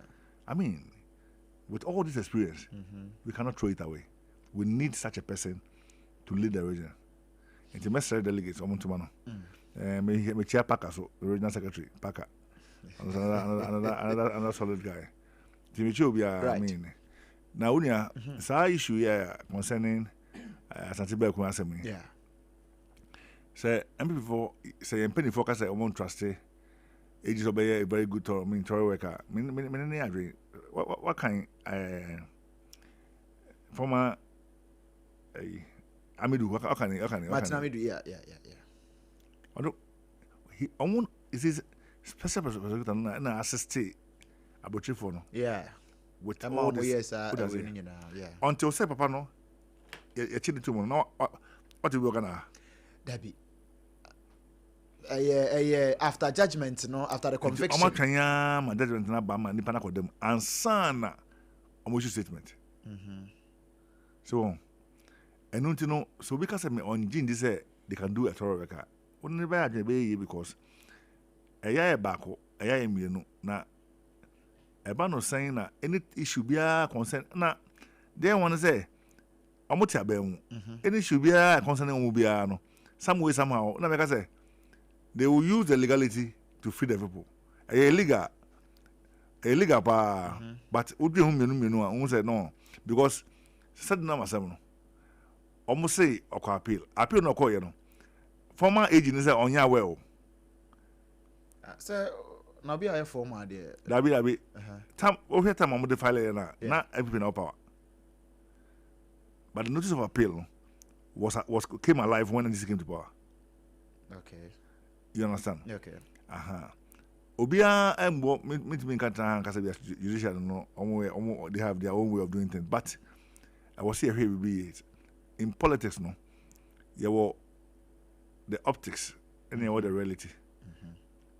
Obit me tansa kasa MPP for corrupt corrupt and so ubita say one action atuma want me no back but you can't try mo last time me tie ebo backman yeah na people were corrupt no me am tie no me tati mo na okara sa na mystery on my evidence bia wakana tum sa what does it okay tam na president mama ka say e court no e unanimous FC no so wakati tum sa all because of say the no more be nko emo ye na say we age na ye the NC for court na ba na also e bi obi anko fie tam na maame no obidu Ghana fo ni bi ka say o ba Ghana no we ye be court no so ayi no in fact at the point now people even doubting class say or prison bar ayi da na for them so prison ayi omo nipa Franklin Kudo na be ka try say or house arrest or TV omo nipa na Franklin Kudo onye ndisi ni anyway say ayi or government platform no so be nti mama kan za yeah right or say abayi ba ye all the CEOs CSOs na omo voice no okay the platform odomo na go so the issue ba o say e be for clarity ne some sort of discussions near day asem ba you see the reason why I make say enkosi aga say so look at fourth estate yeah they had issues with soul sourcing yeah president can say onya aware and or director say omo can say investigations yeah what you want them you oh say no de later report buy no say so I can say hwinim kono ko tie fourth estate bio me so follow social media fourth estate kono ko tie me follow pa the omba ka tell na emogo so na yampa enunti no won say na make say ye politics but ye nyina na o say ye careful because the bia me better make me say ye careful a ebe kakra nipa kwa enkoto ababio because nipa na to aba no expects us as politicians no to do certain things na say as anytime bia no we think to as me nepa oni we a na ma forget it eno mo bebre akoso a e ma unya didi o say ne ye kan e ba so enti ayi menya kwakoi o bata chebe pa say ne ba yi on say e ba ye no and this for out of propaganda on water the down no mo fa e betu you say Washington scholarship as it should be visa application just they wanted to water down na papa are you telling me say nipa ebo mudin na minister no JC ni assistant JC somebody known to the president somehow until MPP for pa na yo enka asem we MPP for one enka put out 10% ka balance enka and this one konya here me bisa o enka me bisa o pa say sade e ka enka fa e for one MPP for one na ka ba no consori Ghana 40 so entino me de bia me ka on yeah I was say yeah political class no eh no massage that nipa na yeso mo no o me na gidi politics mo right say yakoba na say me opponent dia ayen mo say de bia opponent na de bia mo corrupt are we not surprised issue we tam na before sun na dum so yako so me madam fo me fact madam fo me de me bakra to no me de me back to mama to the badin or perform because of do so. Onipa na go to me tithes 1 million, 1 billion a month. Oh, sorry. To such a person, you should know who he was. Okay. Or perform mama, masa no children never know the big issue. Okay. And you know, say Ghana for fast eye or how you name. Sasa ya bread na most benefit you. Yeah, bread no, na most benefit you. Me say yenye no me na yema optics no anya correct because ekoba say ya never corner. Because you talk about ko parliament na ko share mrama ye. Uji sasika na won say sika parliament for jero unia. Jimi ameti he kra a ko share wa minshi na ni bi. $5,000. Say almost allegedly. SOMPA $1 million. Adia obi da ko to wo say allegedly. Obi dem won. Say Oma say your boom ni no bi aso onye hwe nti no that is what I would say. Dabi ona Ghana ha. Ghana ha. But me say until so onipa we dem no. Right. Oni ntumu da. En kola bre mu wa ma cho so yi na mu kwa nkwa ma anya mia. Anya mia. Yen ko so. Iwa. Yeah. Unim papa bi ane friend Joseph Hill culture. Yeah. Culture one stone. Obo nyumbi ye friend I tried. We are no asu we chire dey aka ho. Na me pese me tutum. Na me de kasem. Okay. Mama ni kan chire tie for say na ye hwe nim say gift ba be kan ho na me say be o no traffic situation ni ade nti na ma went me amanti. Mo fa nche enye say say ni ye hye ne na ka gift ba be kan ho na nka atiasim but maybe okudi baby na traffic sem no amana kachi hanti imama jaba video. Okay, I tried. See, I tried and I tried and I tried to make them understand. I tried and I tried and I tried, but they just can't understand. The more victimization is upon their back, the more foolish they become. The more victimization is upon their back, they satisfy for less. Poor people, when would they ever learn? This one tell them fool, that one tell them fool. So what are they waiting for? Matutum. Now, menji MPP phone in a menji Attorney General any. Okay. But whatever I read is for the ordinary Ghanaian. Corruption assembly. Now person who say a foolish case at the moment a MPP 14 and NDC 14 is a foolish case. But when will we the poor people learn that ben yebe sunyade? Who be a phone line to me say obenya serial caller bi asebe. Me say me disrespect you bi. Oti domu ena sebe onya 50 cents. But minister bi amano Mr. Minister MCBO say electoral area coordinator bi aman airtime 10 cities so obe afraid to defend this with the blood and toil. The poor people when would they learn? You know here you know that ben yebe sunyade. Obi through or mine or ye be a boy and if my memory serves me correctly, it was estimated say around the time na doing so every day na as omani lose $1 million. Yeah, a day. Sika na nke o se buy and some na emma yen because of doing so na $1 million. Yeah. Because baba ni ntimi nkwa adwuma na wakoyi tire yedum no. Tailor phone to me nko cause efi enenya adwuma, hairdresser phone to me nko. Okoto light na. The baba ye adwuma asan to your tax. Yes. Sad time no na obi koye a corrupt deal. Twi your friend say kotobe kuma. No obi koye a kotobe kuma contract. No dey buy. Na wutie the free US bana. Na just MPP ni NDC hu bom. Both parties. So even me who can say any bipartisan commission or whatever, bipartisan MPP and NDC. Yeah. But the question is, poor people, when will we learn? Here, you know, that ben yebu sunya ade. O NDC ni ametiase, o MPP ni ametiase. Omu jimiye Joseph Hill culture. This one turn them fool, that one turn them fool. MPP for Jimmy and NDC for Jimmy, and I said it, or say the more victimization is upon their back, the more foolish they become. Yes, you Jimmy baby intino ni edi omachi. 1 million I be di ho as NDC communicator. Yeah, cheap papa no anama amena na ya san akoye didi wo ho say yesi munya no. Onima de kode kwanti wo. Yesi yenya no so yenya no ye party ni both sides. Because owiya obekwa no akopa no to honorable we dey me bay na wa man 100 cedis bi so o dey mo fa application na ye be hwe dey betimi aye The more victimization is upon our back, the more foolish we are becoming. Because that time I'm you open for and I was Danjima. I'm Danjima. Now for free Danjima now, free Danjima movement. And only then you could say didn't know say achieve papa binti made the man. Onima could na miracles are waji by and so that's what I'm saying. It's cuts across board. You penny for them who say Jimmy. Now I'm going blank. Ubi Samia, Ubetimia, and I'm a bo hill court and nobody can read you know. This one turn them fool, that one turn them fool. And this is for Jimmy and MPP for Jimmy.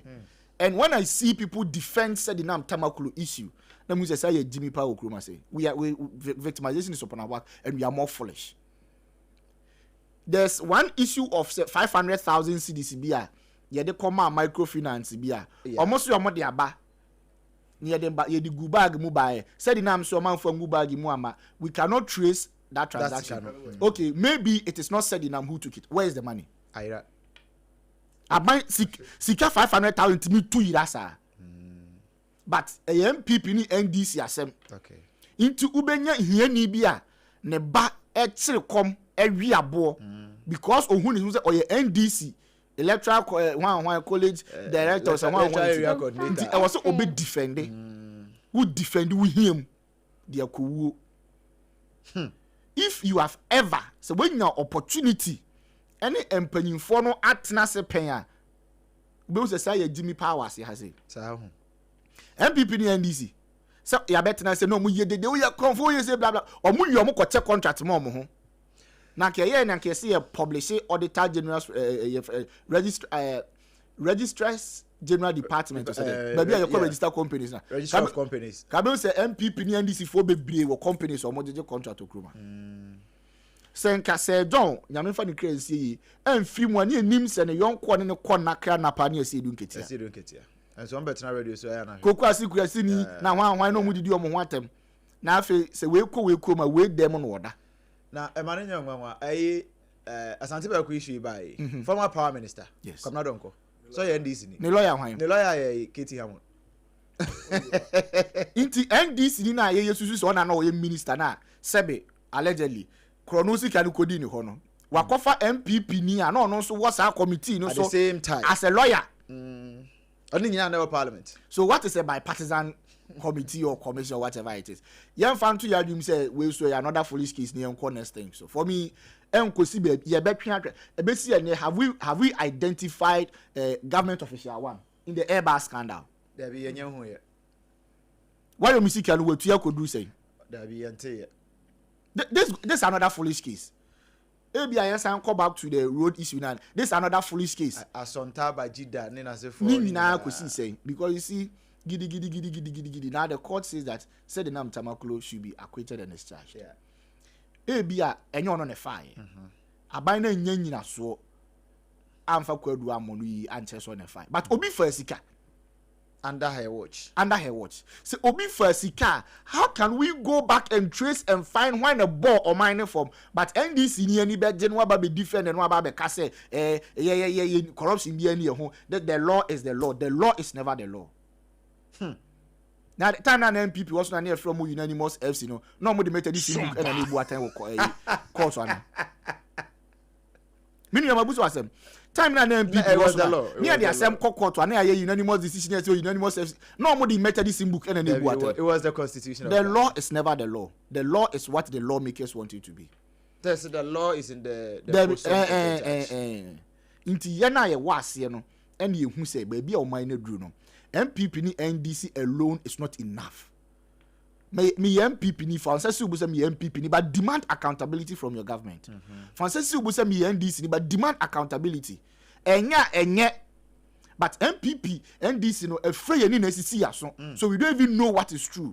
All we see is red, white and blue or all we see is red, white, green and black asa.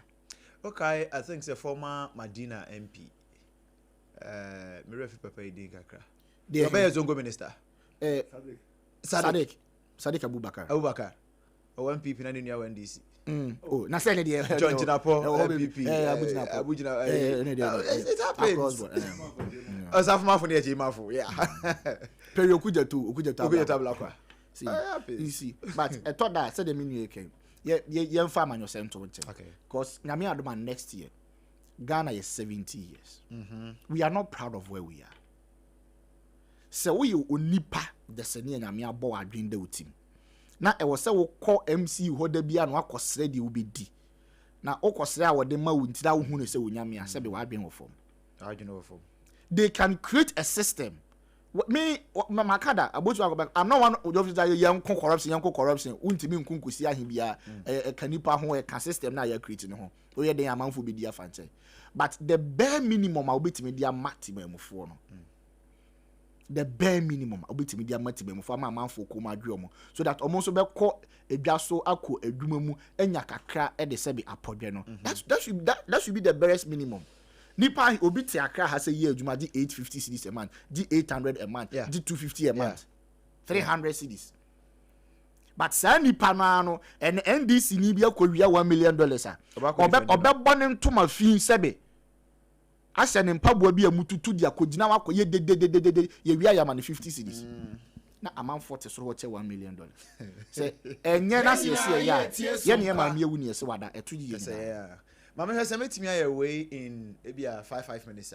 I and Christian Council the other religious bodies negotiate IGP over this incitement, indictment, however you call it, or the religious body, the Islamic and the Christianity. We share issues and I think any TV days na same we see and personally I spoke about it at Ghana today so anapano and after me yes when we me post here and I'm say Ghana police this statement about say they are looking for Alaji Angola say omo ebechino and then after that I think say a few minutes to midday and the so much and your money bill they were all present at our meeting. I don't know what now the baby I some 3 minutes been me find I come here for. Hey, yeah. Me say Ghana how? Yeah. Ya de mo bi diagro na ya ka fle bi di enya. Oh sir. E bi di enya very serious. Won say some religious issues here. Ghana ha ya de no bi because minya e ba no sen ena Obi person kuma Prophet Muhammad Kumano and Jesus Christ Kumano. You see, time na you be try Christo ason. Yeah. You be ason you. Okay, I said that there's not going to be try obi ason.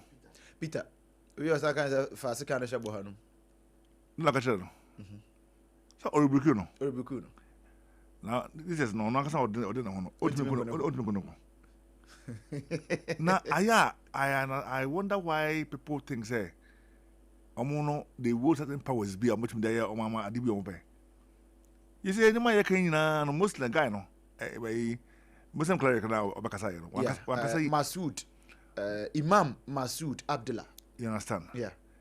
And sana ayana sa Islamic extremist for no. That's how they do.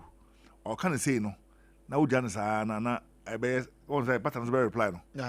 Now if it's check here, that's how it begins. And just Emra. Abaya bi so to TikTok so. Can be and then me boss crowd. You see, that's not my choice. You see, yeah, I'm a creature awareness. Near cut as from the Abana and Mobile. Yeah. Obi Bia because Satan and the Biosiachino. Okay. We are in a peaceful country. You see, Nakopono boy, one boy and Muslim, no boy and Christians. A boy so no. A boy, yes, so. God created human being as his own image. And you know, yeah, I made the passion. Okay. Name bow. It's not with me a Muslim. Or China a Christian. Obit me a Christian, or China a Muslim. Obit me or a Muslim, or a Christian. Obi a Christian. The same Obi in the community feel. We come Muslim, we are Christian. We are Muslim, we are Christian. You understand? Yeah. I'm one of my woman, so I'm calling you two, but we are Muslim, because we didn't make you a class, we couldn't know what you was. That is the society we have found ourselves. So, Yehutum. No credit. And you know, personally, I find it extremely unfortunate say Reverend Owusu Ben Papa cut that tangent. Extremely unfortunate. Because you see, say Bible now in see the you know. Actually and say so we are born and function 7 times 7 times. 8 times in a day. You understand? Say me your born now ultimate function me. Now to me can openly say me function da. A hona person wants to know. Papa is not calling on you on by Bible no Bible some no. Because the Bible catch you say you function when say me na na me Christo ni. Na ma ba sorry. Na me so for to me Germany say me Jimmy. You me try back on. Enti me Jimmy. Ah wonim say what sorry hona wote no. E be betime Christians. E be betime MPP for. E be betime DC. Just like say obi to MPP we Jimmy oba kese out. I mean. So Okasa. Then you see that's what I'm saying say. I saw for them called them some peace no. They should have called they should have called him out and advised him. Say Papa, you the bull man. Oh yeah, Papa you penny. But we the one kasa ye. Imagine say obi o ye bibini or ye Muslim and Christian e de bufu ekọ so what becomes of Ghana? Yeah. So and I kasa yi me no kasa yi o say MP4 na de o ma che no o ye de no mo che no me nua me no ti ha ye di komo yi se me no nya asem na me de tuba ofie now report na be che me because of niawo ayenti what is here na se ye be che wa you don't expect to say president befa telephone munjano yes and what away I say ye my impunity after say be na Canada Japan ka so mo nchine ba nantum you understand about the sana we are I say impunity na first now because you want to be plenty what make us me at me to ko bia so e fa no di free yeah bu man e chiro right yes na ahwe no me ya ye din sa me yesofo ma ba na power me we ma ba na power me ka bia me ka free me be free sad na ye no e your mind no na ye say no enti no obi ka tell oba ayi na na me won say members na ti asori ho no papa ne kan se me we na bo mo nsem masa papa ne mama ye dan ye wi ye careful because you see your Ghana bako whether MPP NDC CPP whatever ye Ghana bako ye nyina Ghana ne pese peni ye na obi tumi nto aba enka tell say obi cases e be di na chi me de me MPP ni dan case na bi nkame because me na me ba but say Raima senior but we say komo na o say nka o de nka o we no ho de di kan no senka eye mpo na nka de my starting free say Ghana is not a religious country. Ghana is not a religious country. We are not. We are a secular nation. Okay. Ghana is not a Christian nation. It is a country or a nation that has more Christians. They are two different things. Okay. I understand that. Right? Yeah. A Christopher or mine no edoso, but and just mine in Yameson a Christopher mine. Okay. Right? Yeah. Now Bible say o mine or mode o man of afa. And a so omakuma. If o pesa wukom na say de nyame som na me yeka mu ni obi anya nyame so ni wukom ase na me kasa same way say I don't see a Christian in this country. No. Bible no class of o kran ka uja aware a nka uja aware anka menware bi o na hono body so for na ja aware asan aware hono body o de akwa achiri see se suro bi wo ye ni nyame ntamu a se suro bi ewo ye ni nyame ntamu a wo ho mi so anka meka se nyame mom de suro ye sa nyame suro ye suro nyame ye trimu adem papa asoman there's very little religion from us a Christopher Nkramofo abosomsomfo ye suro nyame bia say yen ya na ye come market san go bu nkrofo fa so market COVID buy before COVID, a week before COVID, 3 days before COVID, a day before COVID. Now you talk, you say hand sanitizer. Say, na Ghana put the nose mask, baby. Face mask. You put the say na COVID. SOMPA FM. Na sanitizer. Yes, say we crew mask. Look at that 2C describe to be. That COVID buy hand sanitizer. Ke to no movie ko 150 cedis. Nyamisuro ben na wo mu. Nyamisuro ben na wo mu. So ben and you see if you go heaven I be before you go be enti e ho asesa ye mo ebra No, heaven and the person you kuya hunkem so young Kobe. Because you see, outside, if for nothing at all, meaning about Australia, when COVID came, a month 4 years say yet 10 year muscle. So that would be a bit to me. So that would be a bit to me. Yeah, to move boom 1,000%, 5,000%. So face shield yana me brapa you can want me. No munya China 50 pesos 1 city. Yeah, true. Yeah, trabe do Ghana ha no when yana for 150 cities. Such a bunch of wicked people. Your friend was a Christopher Nikremofo. We are joking in this country. If we want to kill ourselves because of this hypocrisy. Obi anya nyamsom ni okrom ha me ne sofo bia ya adwuma pen e wo NGO sector say na wo de sa sofo ni begina ho na wo de konfo ba me kom David na ima Ose dey me say me ne sofo bia ya adwuma pen e wo NGO sector say na wo de sa sofo ni begina ho say me ni nya adwuma na wo de bosom besi ya me kom on how see Matthew 15:8 or so. Yeah, they are not fafa. And yeah, Ghana is a religious country. We are not. And he said, "This house of one begina ho." Now the boss of Mekom, Now yeah, the Kofi begina nchen. Mekom. Hey, what we call religion, what we call them, there's nothing Yamisro about it. Asofo, imam for akomfo. Nanti ye ni kroma na abosom so for ni akomfo wa ye saying so.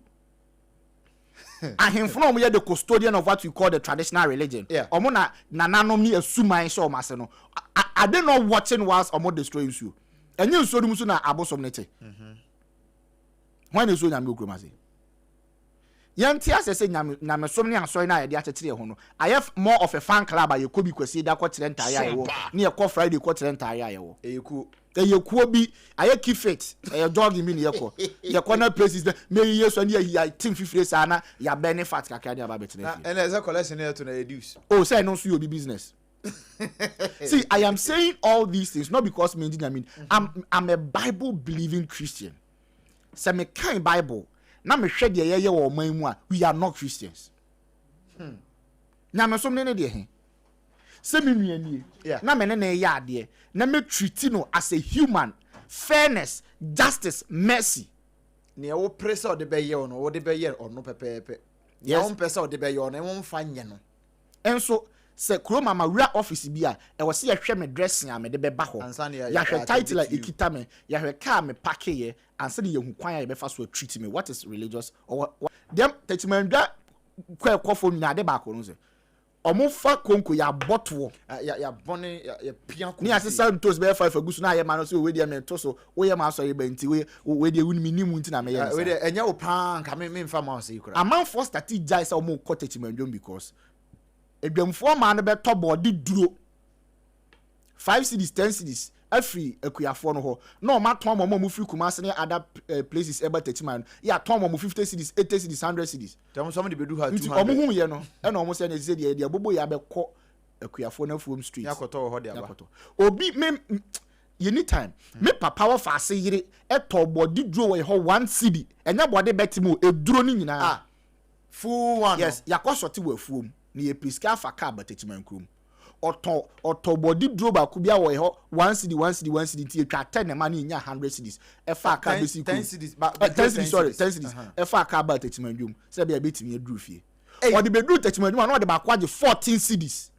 40 cities 14 14 oto no 1 city wo ho this a long time ago don't market here mami bi got the team ko very cheap no the bad marketer and no benya be no the go no oton mami na so mama na man dem in the place now ton yeah or so on prem mama ton enti no so opese ton there no ton mo no no ton mama ne buy no and so now he was selling the things to them very cheap oton man ni we no oton man ton oton man no na ni ma na mama na ton no about 3 times the amount no dem na wo price of the man but sawu man no be ko na bia wo ye aso bi maku panyin de make kwa kosi nyina ne se ye sa nyamesom na ye de akekere ye ho na akasa no se nyankopon se oba na me bible ya me kan ya makuto mo sisi na original so bu yata ye nkobi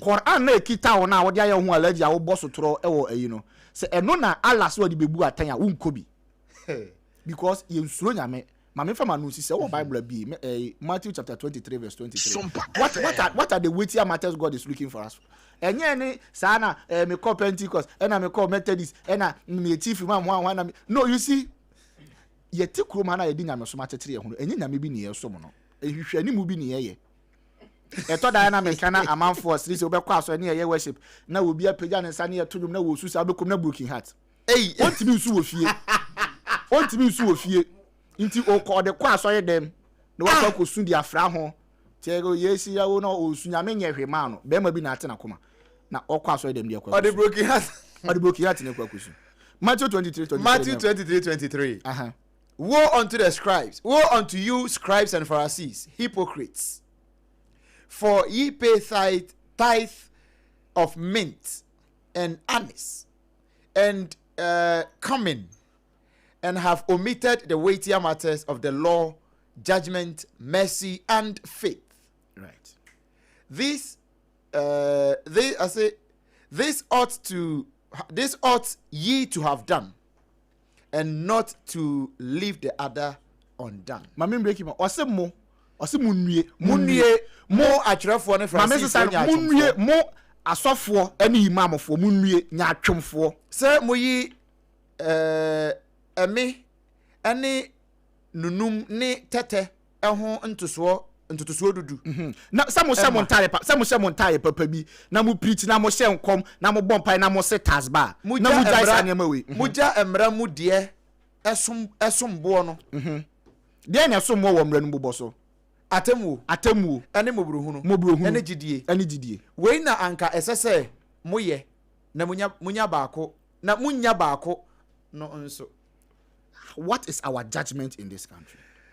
NDC say ensu a ye wo asofo ne imamfo bi o meka o manu atum ene ye wo mo beka bi. Okay. What is our judgment? Say MPP for say ensu through galamsia ye wo asofo o meka o manu dwom ene imamfo meka o manu dwom ene ye mo bekasa.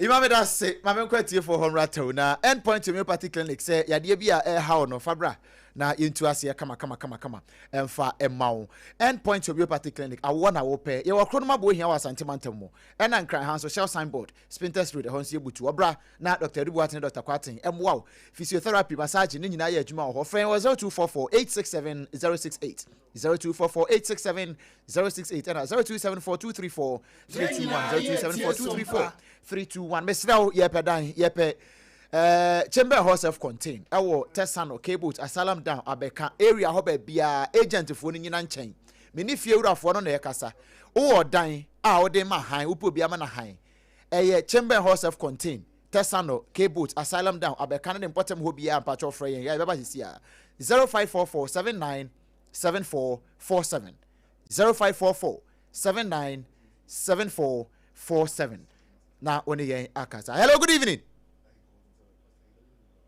Good evening. If I try first na akasa free ABC. Oh, unim. ABC akasa.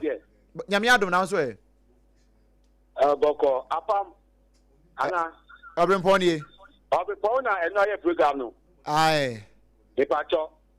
Answer me come atem so mame ebe 30 me ka. Dabi minute 30 seconds into kan kwasam no so straight.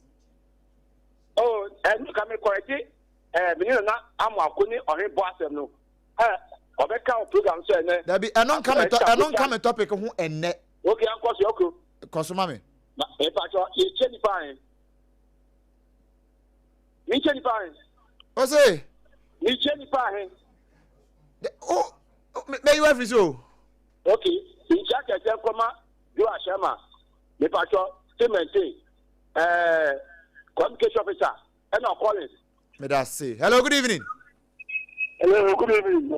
Me pacho friends na kasa friend. Nyame adom me ho ya na onso e o kasa friend. Baba yaya. Baba yaya pacho me yenti o. Oh. Oba na kasa last hour wakasa pa nyachu na ega na ma. So for you know for being nyachu. Yen kan ko aba, yen kan ko no man. So Ghana na mo kan ki so nyam. It is so na ya mo yen kan ko na o man ko ni. Oba na bezo ni e ya sama o mo kan. Also Washington DC scandal abe no mana abe nanu press conference ya no so ma mu 8 years it is a scandal bi wo ha wo fa mon kan kuro adenti na mo anka 8 years to ma betu no memu mukuta to na musu tamuye rule of law muna mukuta lawyer for let us be crowd here discuss nkan then mo betu abam 2 years ya ke na mo beka mo want na kan be make them about hello, good evening. Oromo, so many uncle. Why? Nyamia do me ho ye pa, yen konsem ne so. Yo, me pa cha oni pa mi look mentiana se mako. Aka fi ame woti se phone so, oni afripa. Yo, me pa cha greater Accra woman organizer. Oba na me akosi osu. O kire nko na etu aba delegate amokoto aba, monto mano. On the bit ma je adwuma no. Ana bo acha ja ko national chairman na bi first vice chairman.